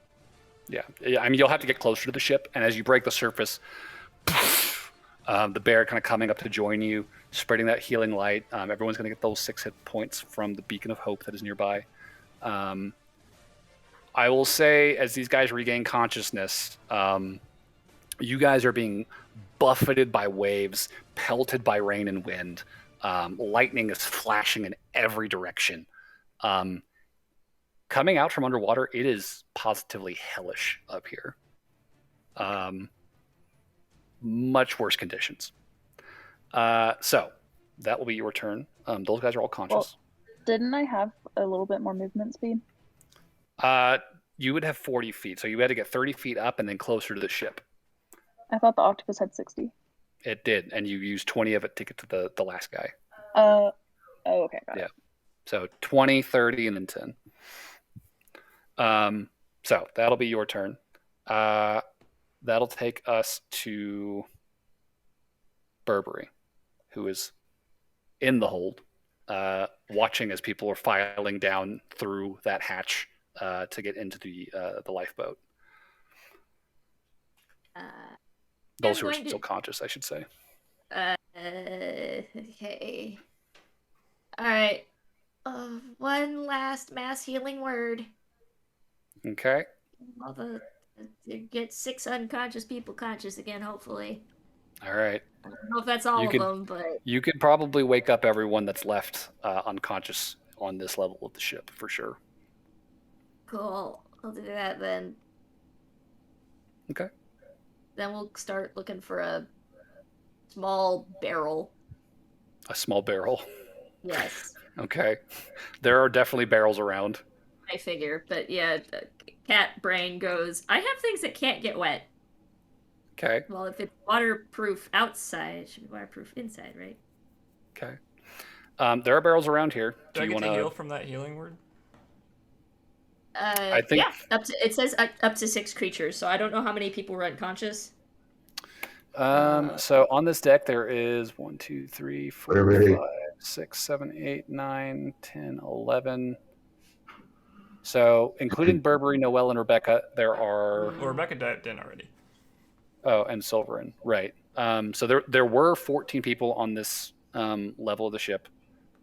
2 of them are in that sealed room that you guys told them to go hide in. And I'm sure they're aware the ship's upside down at this point. Oh, for sure. If they're awake, at least. So if you want, you can just get in like a sealed barrel, and I can just carry you to the surface. 1, 2, 3, 4, 5, 6, 7, 8, 9, 10, 12. Put a pin in that. 2, 1. Oh, you don't have to get wet. There would be 1, 2, 3, 4 sailors conscious on the deck of the ship that are not the officers, Silverin and Rebecca. So they would be diving into that lifeboat. Wait, so it's 4 conscious, 10 unconscious? Yes. Oh, God. Oh. That is how those saves rolled out. They are not good. Oh, dear.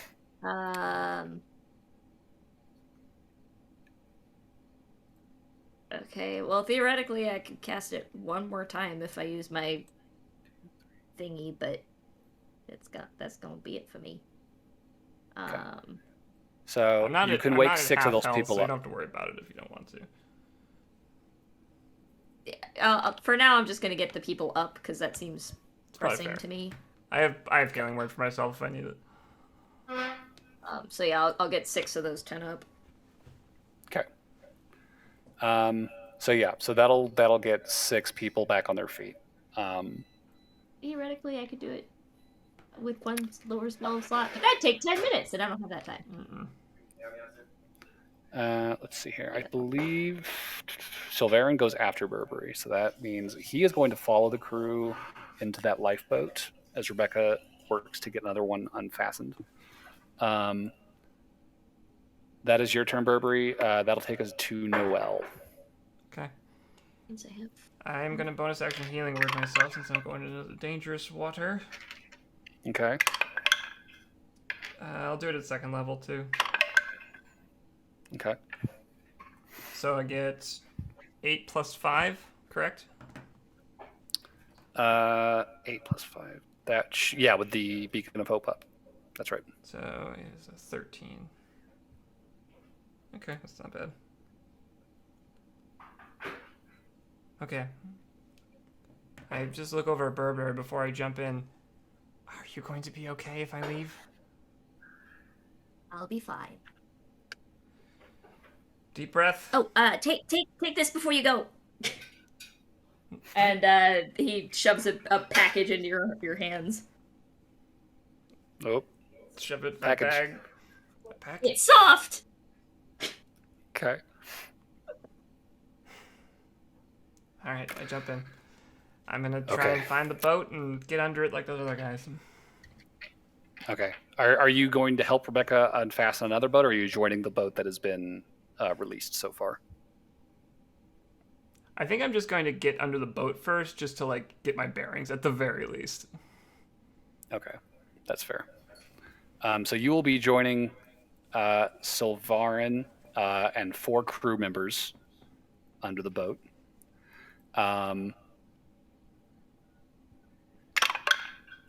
That is not the right dice. Excuse me. I will need you as you get down underwater to make a dexterity saving throw for me. Okay. This is medium roll. I got a good bonus. 17. 17. Okay, cool. It is an ungodly struggle swimming under the water like this. The currents right now are vicious and tearing. They're pulling you, but you are determined to make it to this lifeboat, and with a monumental effort, push your way up into the air bubble underneath and grab hold of the seat planks along with the rest of the crew. And you're now just partially submerged in very cold water, bobbing against the top deck of the ship, waiting for this lifeboat to sort of dislodge itself from underneath the ship and float up to the surface. Okay. Cool. I'm glad I didn't go help, because I would have probably fucked myself over there. Yeah. So Noelle is secure. Rebecca is on the working on another lifeboat. John is nearby. Speaking of which, John, it is your turn. I am going to need you to make a strength saving throw. Okay. The 18. 18? Yeah, it's nice having +7s for my saving throws. Okay, yeah, no worries.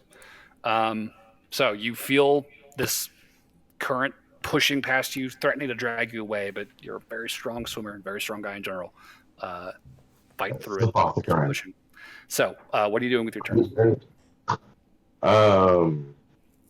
So how full is the lifeboat that's there? There are 6 people floating under that lifeboat. Like, is it pretty full? It's looking that way. It's definitely not going to be easy. I'm going to grab another lifeboat then and bring it over. Okay. So going over next to Rebecca, helping her cut it free, and dragging it over towards the hatch. So I just pop my head into one that's full and be like, yo, you guys are full, head up. Oh, hey, John. I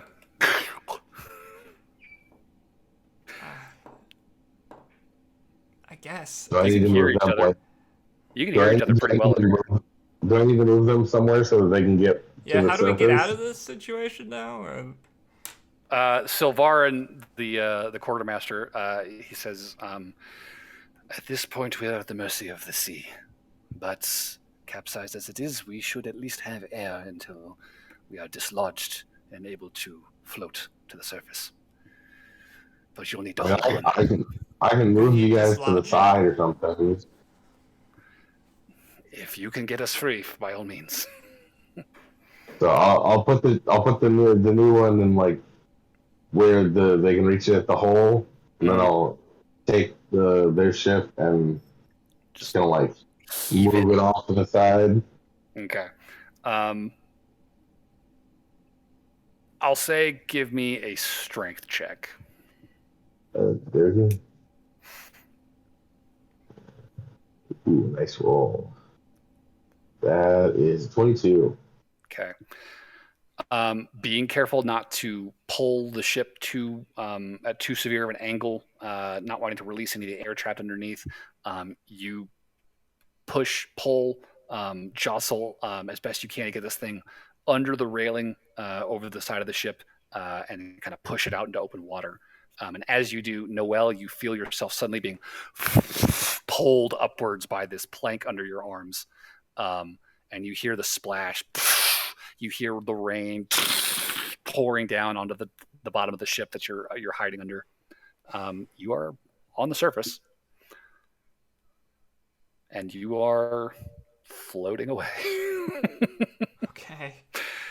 So, John, that is going to wrap up your turn.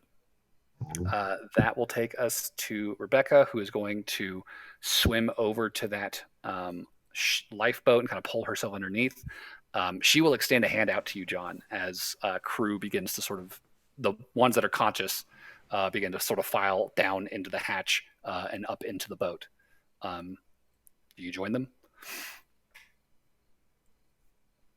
John? How many people are left? Or what I know? At least 4. There's you, Rebecca, and 6 conscious crewmen who are sort of filing down the hatch into this lifeboat. Can I stick my head into the air pocket in the ship and be like, how many people are left? You see Burberry. There are 4 more unconscious ones on this level, although I'm not sure on one level higher. Okay. Can you put the unconscious people in barrels and tie the barrels together? Well, I was planning on getting 2 of them up, but I suppose I could do that, yes? Tick tock, buddy. I mean, if you want to get them up, if you can get them up, that's fine. If you can't get them up, shove them in the barrel, close the lid. You know, I might die just to spite you at this point.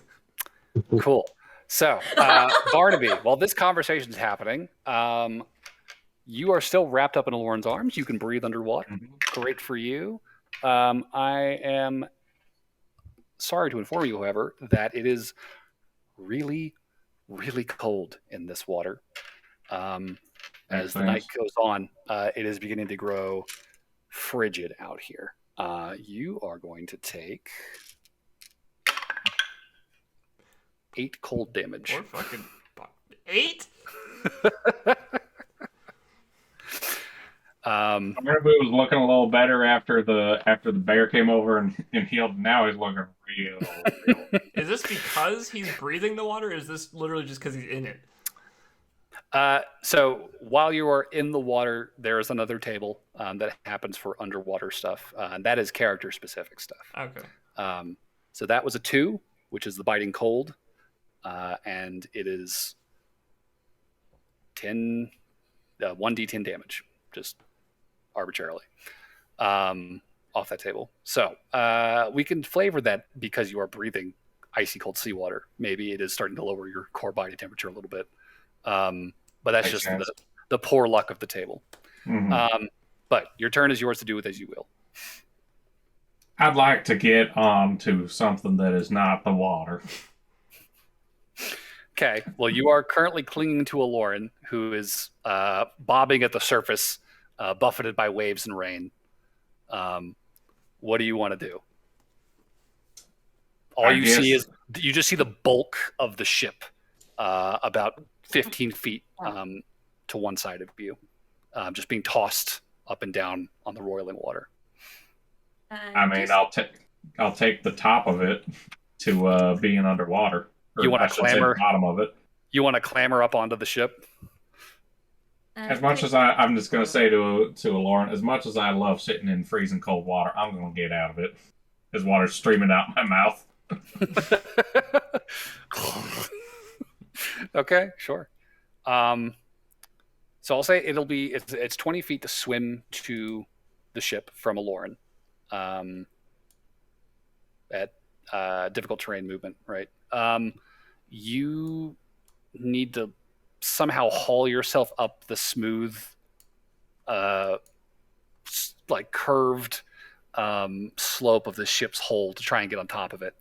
I use my battle axe or Like just hit the side to like a pull climbing myself pick. up with it. Sure. Yes. Okay. So another difficult terrain situation. So you can get another 5 feet. You can like get 5 feet up out of the water, just like clinging to the side of the ship with your axe attached to it. Good That enough. will take us to. And I'm just gonna spit out a bunch of water. That will take us to initiative count 20 on round 9. Burberry, as you are sort of dislodging a barrel, emptying its contents, getting yourself situated to get like clamber inside. Actually, I want to get the unconscious people in there first. Make sure they're stable. You want to get unconscious people into a barrel first? Yeah, I'm basically putting myself at the very end of Okay. the priority list. Okay. So as you are closing the barrel on another unconscious but breathing individual that you have sort of dredged from the this deck of the ship, not sure what's happening on the deck above you, and not sure what's happening in the water beneath you, you hear that voice in the back of your mind. All right, well, I got to wrap this up. I've got some company, so have fun. Let me know what you find. I will talk to you in a few days, all right? Bye. And you feel the ship lurch again, this falling motion almost. Aloran, outside the ship, you feel the water pulling back, pulling you away from the ship. And Barnaby, you watch Oh, I swear to ship, sweet goodness. as the ship begins to tilt, clinging with your axe, looking over your shoulder, you see another mountainous wave rising, cresting, and smashing down on top of the ship. Noelle, from your spot inside this lifeboat, you see nothing. All you can feel is this roil of water all around you. The bodies of the crew clinging inside to these seats, bumping up against you. But Burberry, from inside the ship, you watch as simultaneous to this crashing sound against the hull next to you, there was a cracking sound, splintering, a spray of water that grows into a geyser, spreading into the cabin around you, sweeping you up off of your feet, floating you amidst all of the cargo that you have watched the crew sort of trying to fasten down in this hole. And as if in slow motion, you watch this crack. Barnaby, you watch from the outside as splinters are flying all around you, the water kind of smashing down on top of you as the ship is broken into, water rushing inside and sweeping out everything that remained. And as the water Did I manage begins... to get my stuff into a little barrel? Well, you said you were saving yourself till the end. No. But I meant my stuff, not me. Oh, okay. If you were prioritizing your stuff, fine. That's fine. No, Um, I like because that's what started the putting people in the barrel was me trying to put my stuff in a small barrel. Gotcha. Okay, I just basically want to make sure that all of my notes aren't ruined. that's fine. I think it's assumed we have like leather cases for our papers and stuff. Yeah, but in most scenarios, we don't get completely submerged in water. This is fair. I will say, as the this massive wave crashes down, smashing into the ship, Aloran, you are pulled so hard by this current, you lose sight of this ship. You lose sight of Barnaby. John, as you are sort of holding on to the edge of this lifeboat underneath the ship, watching Rebecca and the crew load, this rush of water as the ship snaps above you pushes your boat with Rebecca and these crew members well away from the deck, well clear of anybody that you can see. You guys are wildly adrift, tumbling head over heels. And for those of you under ships, it is an awful few hours. For those of you underwater, things go dark. For me? Between the rush of water, the force that you're being pulled with, the incredible tug of the current from this wave, it is too much to bear, shall we say, and things go black. Good thing I can bring it over the water. Thankfully. Now, Noel, maintaining your consciousness over the course of the next few hours, you feel this ship tossed about in this storm, this lifeboat, I should say, for hours. It is miserable. But after God knows how long, the water begins to calm. The rocking begins to slow. And soon your little lifeboat is sort of softly drifting. Your arms are probably burning from the exertion of just clinging with all you can for dear life. The rest of the crew looks similarly exhausted, drained by this ordeal. Silvarin is barely awake, kind of facing you on his little bench. Could I have used my absurd amount of rope to kind of get everybody sort of tethered together so we could each sort of take breaks from holding on, just periodically? Yeah, sure. Just Totally to keep everybody conscious and alive. As the waters are sort of calming down, what is your approach here? Feeling the quiet sort of set in. My drift globe ran out hours ago. I take out my magic. I mean, I guess I would have had my magic torch at this point. Or wait. Yeah, the little crystal lamp is just kind of an indefinite dim light source, yeah.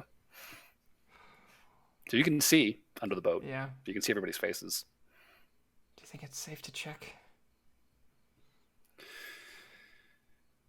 Safer now than it's ever been.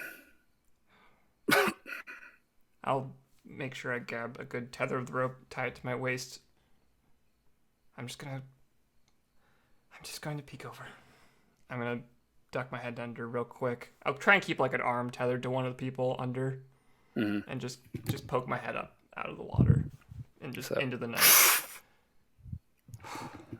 Poking your head up, you are probably pleasantly surprised to see that there is a dim amount of light beginning to show in the sky overhead. It's that blue hour just before sunrise. Stars? still visible. Definitely a lot of clouds in one direction. The remnants of the obscuring most of the sky, for sure. But there are stars visible overhead in the other direction. And in that direction, you can see that there is land visible. Mountains covered in mist.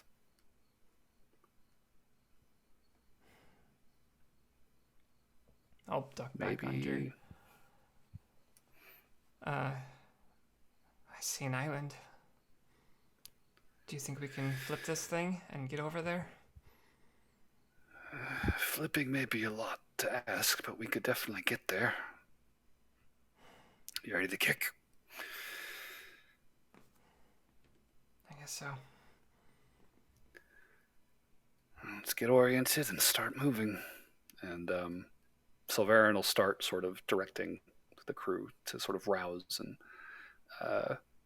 moving the ship, this little lifeboat, towards land. And over the next hour and a half or so, still covered by this dark hole, you start kicking, slowly swimming, until eventually you feel sand under your feet.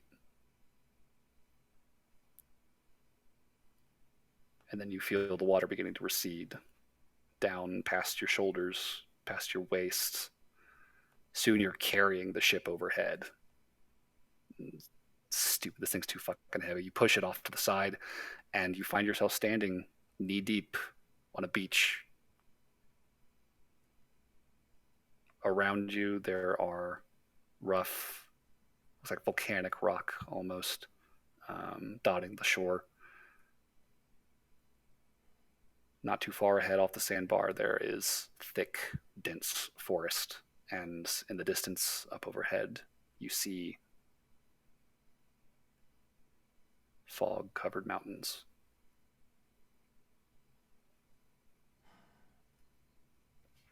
I'm going to make sure we don't lose the boat first, just in case. Just kind of, with the help of a couple people, pull it in onto the sand. Okay, for sure. Is there any sources of like firewood I could use nearby? Just sticks, twigs, something I could quick collect. Yeah. There's a forest not too far off the beach. Easy enough to grab. Knowing what I know, I don't want to go into the forest, but I'll just grab stray branches, dead leaves, anything I can collect in, 20 minutes or whatever. Sure. Immediately using however I have the strength still, I'm just going to light a fire. Even just rip a few pages out of my journal and toss them to get it going quick. Okay. You guys have a small fire going. The crew just kind of throws himself down in the sand, exhausted. And weary as all hell, but safe. You are able to sit next to your beachside fire and watch as the sun rises over the peaks of Montauban. Do I see anyone? Give you a perception check.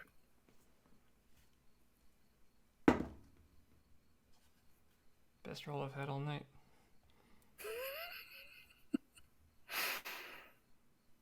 24.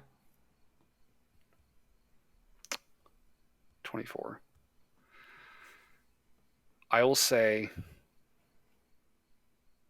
not too far away. Maybe like half a mile north. Still sort of bobbing in the ocean. You see what looks like another overturned lifeboat.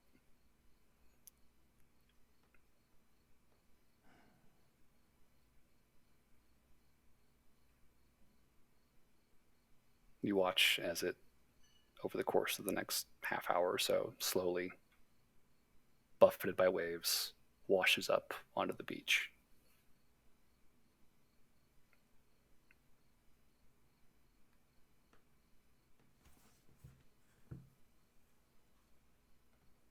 It doesn't move any further than that. Is anyone else awake at this point? I don't even know how I'm awake, but just something in me. Silvarin is probably keeping watch with you. However, I don't think that he noticed it. He's probably like half dozing where he's sitting. Oh, next to you. it just popped up on the beach, didn't it? It's about a quarter mile away at this point, north of you I along see. this beach. But I mean, you clocked it, at a distance as it washed up. I'll point it out to him. Do you see that? He'll kind of stand up, squint at it, rubbing his eyes. That doesn't look good. He will begin trudging towards it. I will follow. And while we're about walking, 5 I'm gonna minutes walk. I guess just kind of as we're going, I'm gonna do a big old SOS in the sand with my rapier. Okay, sure. Just in case there's any ships that have spyglasses watching out the coast. Sure, yeah. Yeah, you guys walk up to the ship, and this lifeboat is just sitting here, overturned, upside down. Sylvarin kneels down, squatting really, and gets his hands under the edge, heaves it over its side, turning it right side up. There is nobody underneath.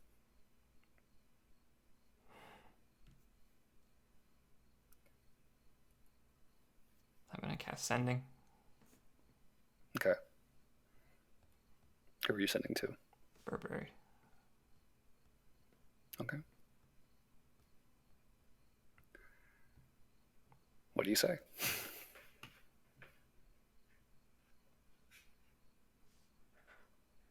Where are you? Are you all right? Please be all right. Please. That's it. You are gonna make me cry. Burberry. You hear Noelle's voice. And this is the thing that I think rouses you back to consciousness. I lived? Oh, that's exciting. Your body aches. You have no idea how in God's name you are still alive. The last thing you remember is the ship breaking open, water consuming you, and being swept out, the ship vanishing from sight into the darkness, and very quickly your consciousness fading away. But you're still here. You're not dead.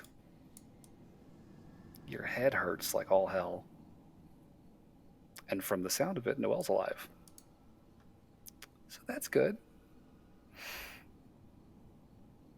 Where's Burberry? That's a great question. What are you doing, Burberry? What's your play right now? Where are they? You are Where did you prone. Where am I? Good question, Burberry. As you sort of rouse yourself and begin to sit up, you are half submerged in water, washed up on rock. And it is dark. You start looking around and very quickly realize that you are in some sort of cavern. There's a pretty sizable pool of water that you are, again, sort of half submerged in, like on the shore of this rocky floor. And this cave has kind of a smooth-walled, twisting, sort of undulating shape to it. It looks like it kind of bends out of sight behind you. Definitely worn over hundreds of thousands of years by constant flow of water through here. And judging by, the smoothness of the rock, like the water definitely kind of moves up over the course of the day with the tides kind of pushing in deeper into this cavern. At the moment, tides seem to be pretty low, and you're just sort of resting here, half wet. Well, totally wet, but half submerged in the shore. Still half dry somehow. Did I manage to keep my barrel?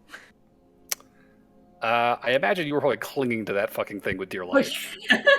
So yeah, that is definitely in your possession. You are, however, alone, from the looks of it. But they did hear my sending. Yes. And they did hear your sending. So you'll get the response. That is the most beautiful voice I've ever heard. I have no idea where I am. It looks like a cavern of some kind.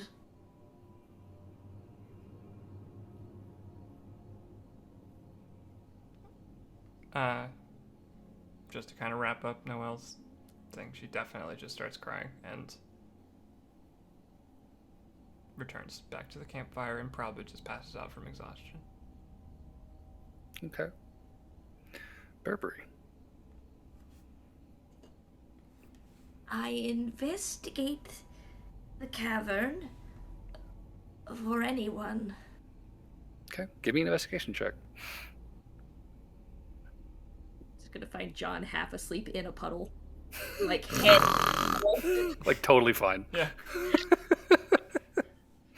11. Oh wait, investigation. That's not a.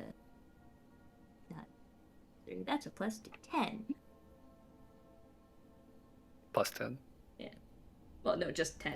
Just 10. Excuse me. Are there any barrels in this cave? There is a little bit of like flotsam in the water. There's like some wooden planks and debris, we'll say, but not a lot in the way of people or actual supplies.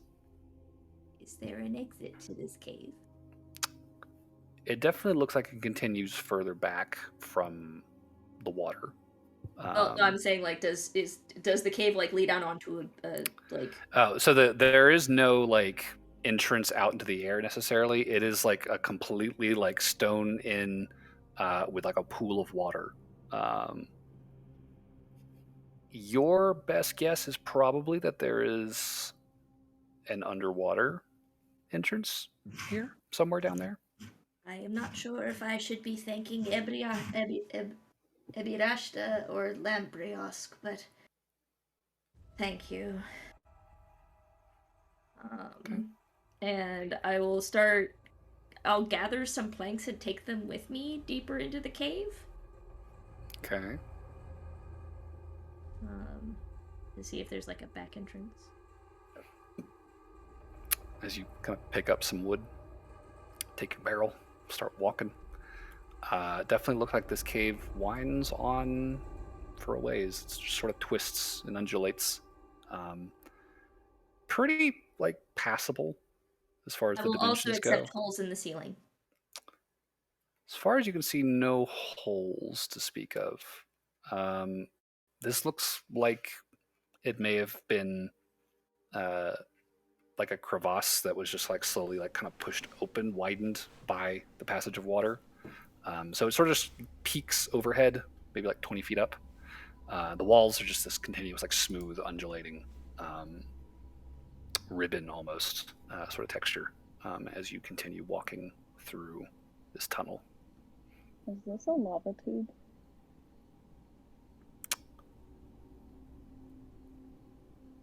No. Okay. Sorry, I was curious.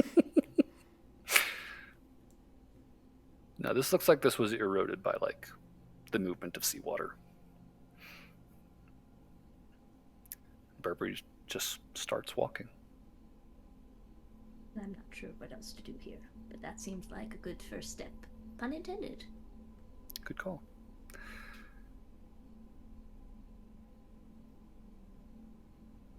Lauren, the last thing you saw before the wave took you and went dark was Barnaby hauling himself up on the side of the ship with his axe, turning back to look at you and then going wide-eyed. They're going, why the fuck did I look over? Wide-eyed and just mouthing, oh fuck. I'm half tempted to name this session Barnaby's Bad Day.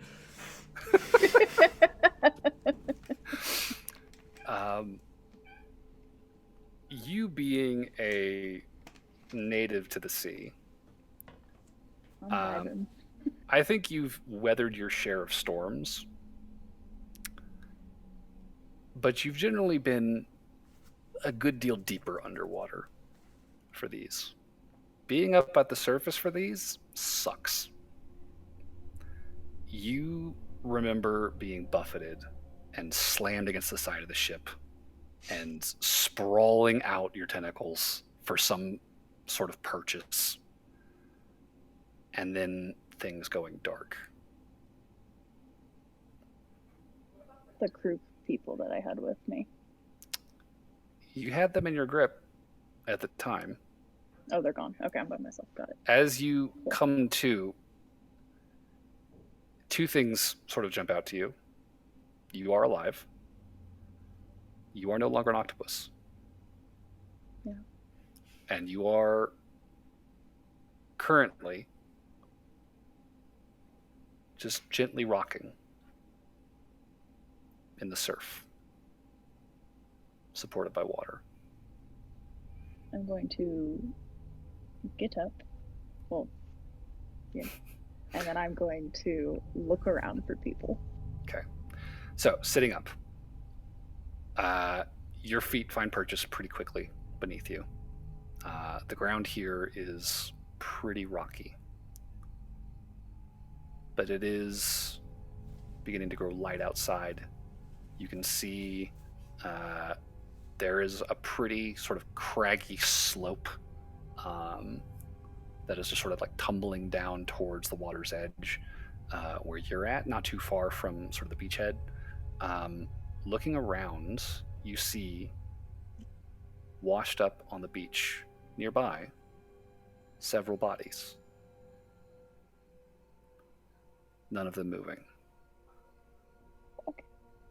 They're probably sleeping. They better be. I was pretty tired when I washed ashore. Okay. I'm gonna go check on them, but I also, as I'm going to them, I want to be looking at the water and seeing if I see anybody. Okay. I'll say give me a perception check. Okay. 19. 19. Looking at the water, there's not a lot to see out there.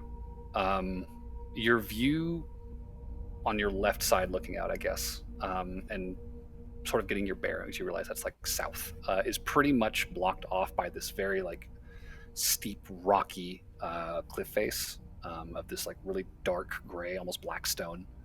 The same sort of rock that sort of makes up the rest of this sort of beachhead area. Looking directly out west, all you see is just like glittering open water. Not even glittering, really. It's just kind of this flat, steely blue color under the slowly brightening sky overhead. Stars starting to wink out. Are we having fun, Kat? Look, it's not like We it's can put, accurate like- anymore. Can I close tabletop at this point? Yeah. Okay. And this is pleasing to my mild OCD. Leave. I just wish I could. Okay. So then I'll just go So- check on the people. Okay. So, you see 4 bodies washed up on the shore next to you. Okay. One of them, Do I a recognize? familiar red-skinned, gun-toting individual. Okay, good. No offense to the others, but I'm gonna check on Barnaby. Nah, you get there and it's the vice captain. Oh, it could be. Okay, well, Yeah. He is currently laying on his side, almost like half like indented into the not indented, but like pressed hard into the rock. Like his body just fucking collapsed as soon as he got solid ground and just passed out. He's breathing, but he is unconscious.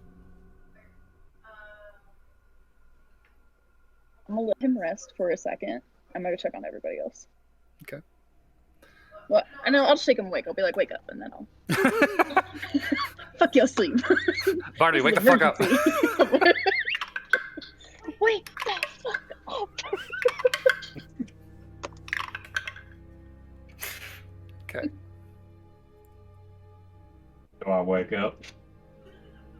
Yeah, Barnaby, you're awake, and you are very roughly shaken. Well, actually, before I go check on the others, I'm gonna give Barnaby a hug and be like, "I'm so glad you're safe." And then, I'm so glad you're safe. Wake the fuck up. yeah, you're alive. Thank God. We'll talk in a second. And she's gonna go rush and talk to other people, see if other people are okay. Okay. Glad to be here. And he's just gonna pull out a piece of paper and just shakily put a check mark in his bucket list.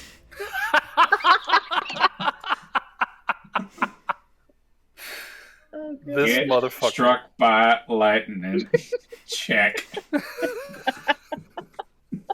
you check it Check, like twice? check. check. The never-ending check marks. Get crushed by a fucking. Oh god, the gun, the thing. Be on a sinking ship. Done. Die in a shipwreck. Cool. Checking the other bodies on shore. You find one of them is still breathing. The two died.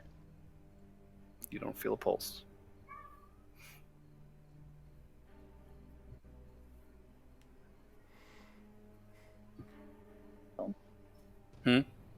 I said, I guess I'll try to wake up the other person. Okay. So this individual, relatively young female human, you recognize her from the ship. This was Leah. She is looking very disheveled right now. Her hair is usually kept in a pretty tight bun, but is now just fucking everywhere. She looks like the fucking Ring girl. Just like ghostly white, freckled, and just totally beat. Like dark circles under the eyes, super pale, clammy. And she's just laying unconscious on her back on the rocks. Doesn't wake up? She stirs a little bit and her eyes kind of crack open. Oh, are we dead? You're alive. Take your time. You're okay. There's two others of us. And she's gonna go back to the unconscious person, and she would like to do a medicine check to see if she can help them in any way. This is the unconscious person, yeah. What? This is the one unconscious survivor. Okay, so the other two are officially dead. They are. They died, for sure. Damn it. Okay. Okay, so I do have I think I have enough slots. Let me since it's a new day, would I be able to change my... You have not had a long rest. Damn. Okay. But I do have Speak with Animals. Awesome. You do. So I am going to cast Speak with Animals, and I am going to ask for animal assistance from both the sea and the land, and hoping to find a bird. Maybe a pack of dolphins. Are you just like shouting? Oh yeah, no, I am going to help. Anybody? Like, help! Help!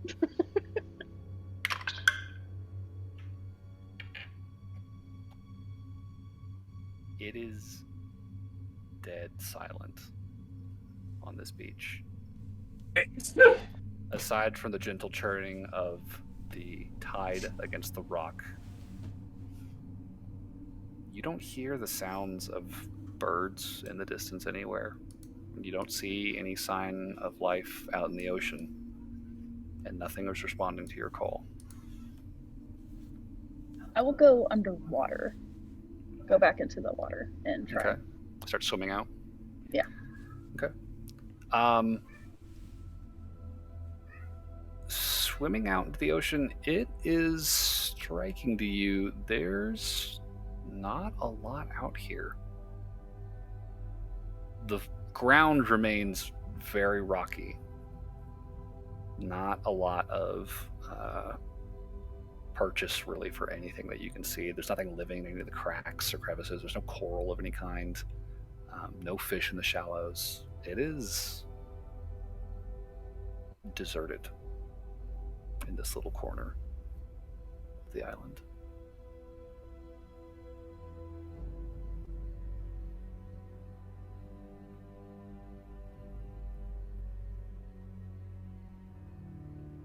nothing.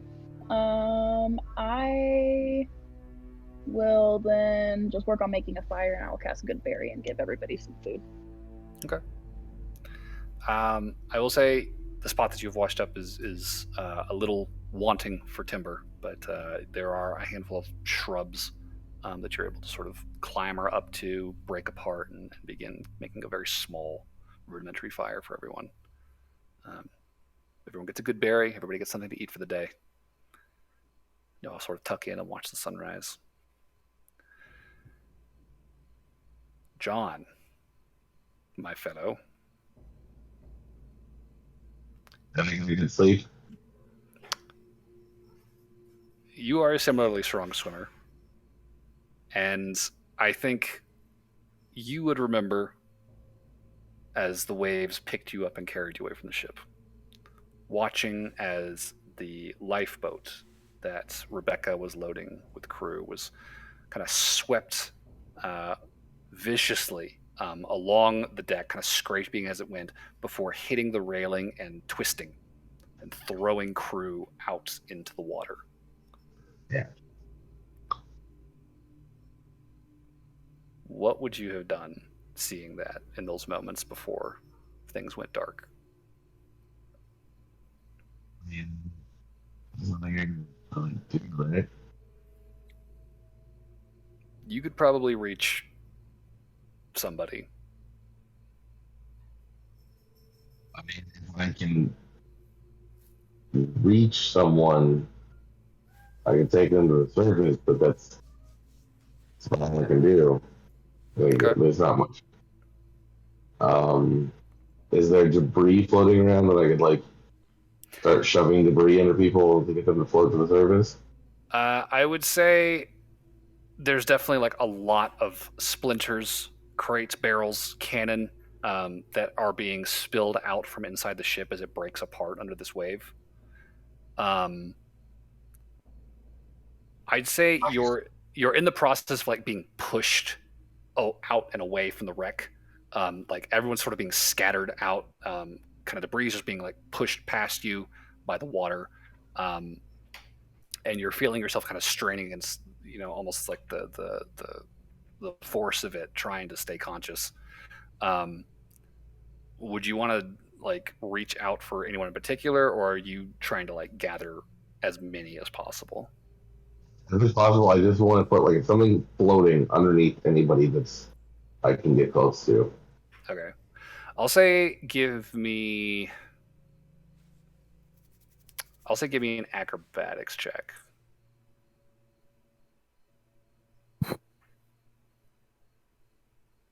Well, the good news is I rolled high. What is my acrobatics? My acrobatics is only a +2, so it's a good thing I rolled high. That is a 21. 21. Okay. I would say you would be able to probably ensure 4 people were clinging to something before you lost consciousness. You're just like pushing debris in their direction. A couple people you are able to make contact with for a brief moment before being pulled away by this crazy amount of current that is pushing on you. Is there any way for me to make sure that like I stay in roughly the same area, even if like I jam myself into a rock or something in the bottom? So you're pretty close to the surface, out in open water here. Jamming like yourself into something stationary, I don't think is necessarily possible, since that would be a good distance below you. Okay. My other thing is I just don't want to lose the ship. I want to stay near the ship. Unfortunately, at the position that you were at the end of the encounter, being fairly close to the surface and near the ship, there's not really anywhere to grab onto to fix yourself in place. So I think what John is going to encounter when he wakes up is a beach scattered with bodies. But unconscious bodies or dead bodies? As you rouse yourself and begin inspecting them, they are, for the most part, conscious. Or not conscious, excuse me. Alive, but unconscious. You are, as with the rest of your party, the first to sort of awake in the aftermath of this wreck. And you find a total of 4 crew members living. I'm gonna get them out of the water, up higher end of the beach.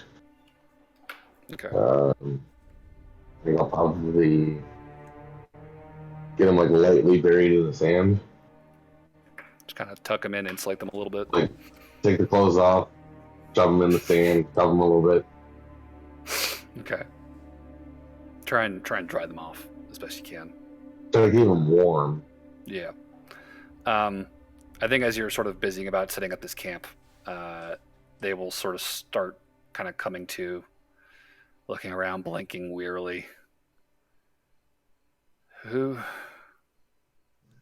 You saved us. One of them will sort of chime in. This kind of a swarthy-looking orcish man, very like top-heavy, kind of like skinny chicken-legged build. Does not look like he participates in leg day very often, but he's got some fucking guns on him, and he is like just dead-eyed, you know, as he wakes up and comes to. He sees you. He's like, "He saved us." Once I've got them settled, I want to see if I can try to figure out how far away from the shipwreck we are. Like, have we gone miles, or are we just like... Okay. Do you have like navigator's tools of any kind? Cartographer's tools? Spyglass? Fully left? Do you have any sort of tools that you could use to assist you with this? Didn't I buy that ship navigating tool you did before buy I left? navigation tool. Okay, sure. He's not proficient. Yeah, I don't think I'm handy. Are you proficient with them? Fuck no. Okay, cool. So John's like, son of a bitch, how the fuck do I use these things? He's got the sextant, he's got like charts, he's like looking at the stars, like... He spins the sextant like a top. Yeah. I go to the sailors, and I'm like, I wake them up, I'm like, hey, how to use these things. Yeah, give it here. The oracle kind of gesture for you to hand him over. All Alright, he will attempt a navigation check. the hell? Shit. Yeah, I guess since you're providing tools. Okay, that's better. Yeah. So 17 plus probably like a +1, honestly. He starts kind of like looking at the stars and kind of measuring the angle off of the horizon there. It's like, well, we're a good deal further south than I think we wanted to be, but we did make it to Montalban, so... So we're on Montalban. He'll kind of glance over his shoulders, and following his gaze, you can see there is sort of a gentle slope up into this heavily forested, foggy mountainside, just barely visible above these like thick clouds. There are these craggy peaks overhead. Okay, so if we launch up on Montalban, then we're probably like several miles from where we were. Well, we're probably a good deal further than that. He starts kind of looking around. How far did we drift? Jesus. There's no telling what part of the island we're really on. To be honest, I'm not terribly familiar with the coastline outside of mooring. The stars are fading. I'll have to wait until tonight for me to get a better look. And I don't believe things so tight. Freaking ship. I didn't catch a word of that. What? I don't have my glaive anymore. It's still tied to the ship. Oh shit. Yeah. John's not a happy camper right now. Oof. Oof. John's gonna be like, you guys You guys build a fire in here and set up some kind of camp. I'm gonna go search around for anybody floating down the ocean. See if I can't get any kind of grasp on where the ship's at from here. Okay, sure. They are still very tired, and they will probably be out for the count for a little while. But yeah, you make your way out to the ocean and start swimming around looking for debris and the like. If they're gonna just pass out, can I make them like a small little makeshift fire first, Sure. so they Okay. don't die of cold? Okay. So get them situated with a fire and then head out to sea. I guess go ahead and give me an investigation check. Okay.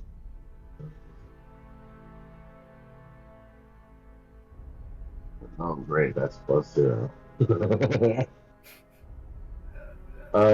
16. 16. Okay. Um, Rolling decent.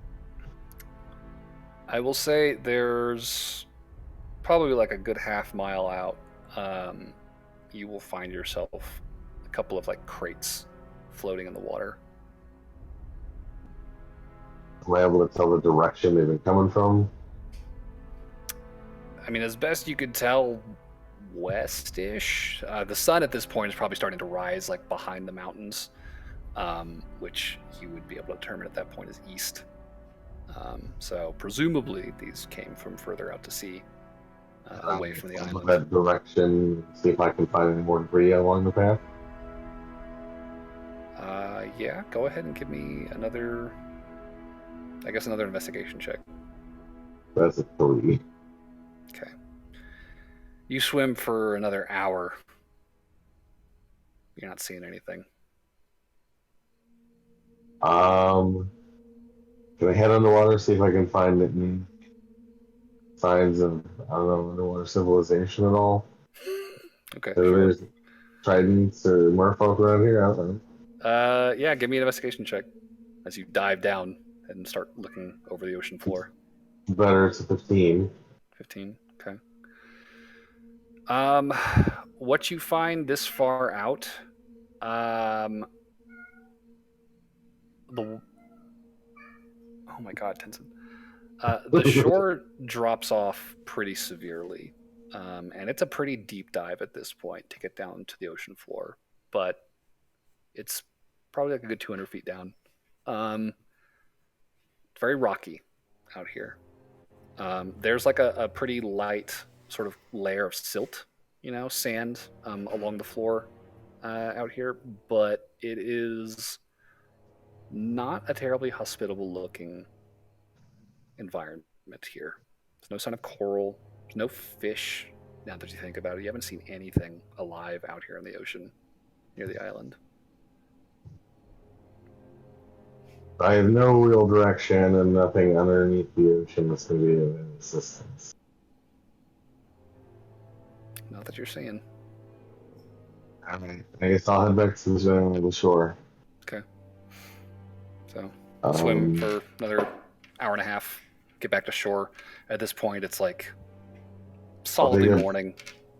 Sun's out. I think I'll take a short break, and then I think I'll probably try to just swim along the coast until I can find any kind of landmark or any kind of sign of civilization. Do you want to start swimming north or south? So the inlet is on the north side, right? The port, yeah, mooring is on the north side of the island. Okay, so I'm gonna head north then. Okay.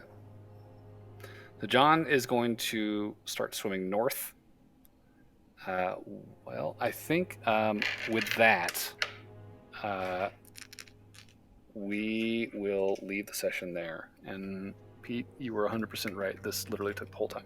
So I cede that to you. Apologies. I had a feeling. I'm not sure how you thought that was not going to take that long. I don't know. I didn't think a 9-round combat encounter type thing would be that big of a deal. Turns out it was. 1 to 2 hours is always double. That's a fair point. I learned that in Able. I'll be real, about halfway through, I didn't expect to be walking away from this one, so... Well, like I I said, just this figured John would was survive. I just wasn't sure how many other people would survive. this was like I said, very experimental. My thinking here was, let's see how the party reacts to this disaster, and then depending on how they've grouped themselves up, that will set the stage for this next phase of the story. But then we were too effective, so we decided to just break the boat. So Lauren and Barnaby are together, and everybody else is separated. Lauren, Barnaby, and then an NPC named Leah as one group. Noel has the quartermaster Sylvarin and 4 crew members. John has his 4 crew members, and Burberry is alone. Ouch. What I mean, I've got my guys races settled, so I just Sylvarin? need to find something. What race is And Sylvarin? Lauren's used to. Do what? Sorry, what race is Sylvarin? He's an elf. Elf, okay. But I feel like me and Lauren aren't in too bad of a position. Like, I've got my people settled, and I can just swim along the coast until I find something. That's true.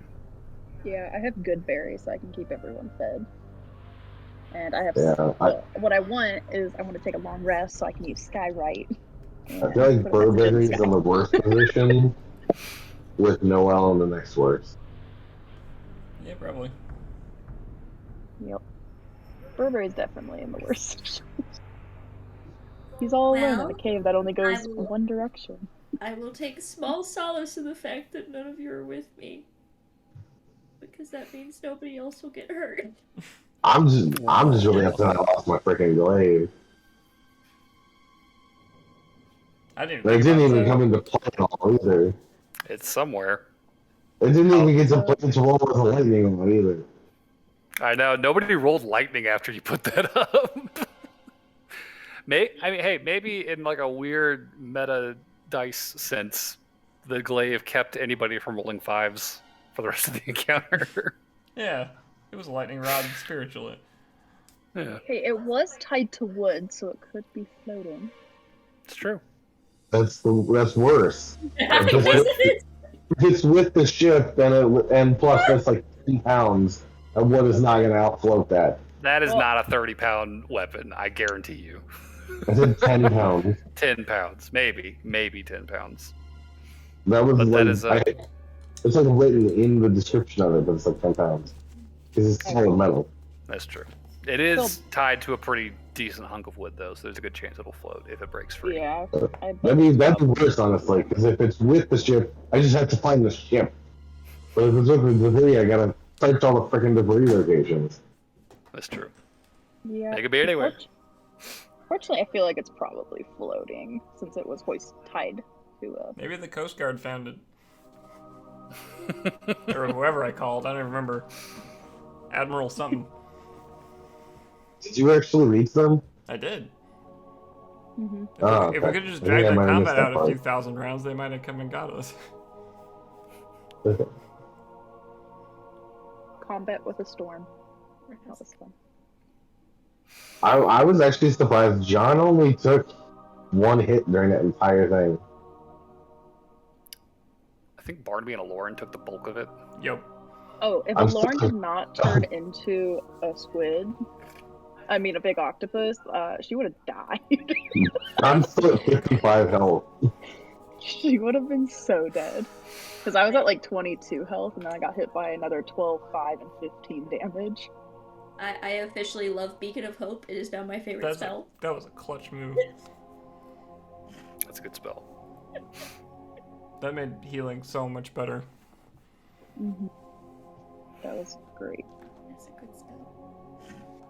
Like, I was debating if I should do your thing first, or if I should pass, or if I should do Beacon. I was like, I'm gonna go ahead and do Beacon now, since this stuff is hitting twice every round. Yeah, when I And said Seemed that, to Very nervous. when I said that plan, I was like, oh, we probably, things aren't crazy yet. And then everybody just kept getting hurt. And it was like, okay, Yeah, I just no, need to that- get that out was, there and like- talk to them. That was a very good plan, and I was totally down for it, except I kept going, No, this takes precedent. Yeah, I understand. That made sense. I can't wait for you to get divine intervention so you can have one god smack the crazy god. Well, okay, so that's the thing, right? So my lovely going back through all of the moving the pods around. Sorry, I see the tabletop in the corner. I'm just Right. So the gods that I currently worship are like, if we were talking on a scale, like Goron is a lot bigger and meaner than my gods are. Like, he has a higher following count, so he's got more magic to spend. Why is he trying to kill you? That sounds like backstory stuff. That's a question. You'll have to ask him when you see him again. If you see him again. I'm gonna start fishing. Barnaby's like, well, fuck it. I'm going fishing. Maybe I'll Who knows, catch who knows what I'll Burberry. catch? You catch We're gonna go nothing. fishing. Maybe I'll catch a Yeah. Burberry, maybe I'll catch a glaive. Who knows? The sea's full of things now. I'll literally tell you, be like, yo, there's no fish in that ocean over there. Look, it's calming. But you catch a John. John gets hauled out of the fucking ocean. Oh, I found you. He's like, hey, there's a fishing line. Suddenly Barnaby yanks him out of the ocean. You know, this Would has to be the anybody first have been time able that we've to- split the party and this wasn't our fault. Yep, plet. What? Way to split the party. Yeah, I'm trying something, alright? Clearly. We'll see how this goes. Are you gonna be like typing to all of us separately until next week? No. This'll be all done out in the open. Y'all can witness the horrors that unfold for each party member No. in real time. I don't like Oh, the I'm sound of dead. Welcome to Monty Mod. It's almost Also, October. I vote for I know. I'll go with John for MVP. I was gonna nominate John too. Yep. John Yep, I agree. kept us on Yep. course and helped get everybody out safe, or as many as he could. Alright, John. Go ahead and give me an inspiration there. Or you got an inspiration, I should say. I finally get I'm inspiration. pretty sure every single person's used theirs. This was the Pretty much, session for it. Yeah.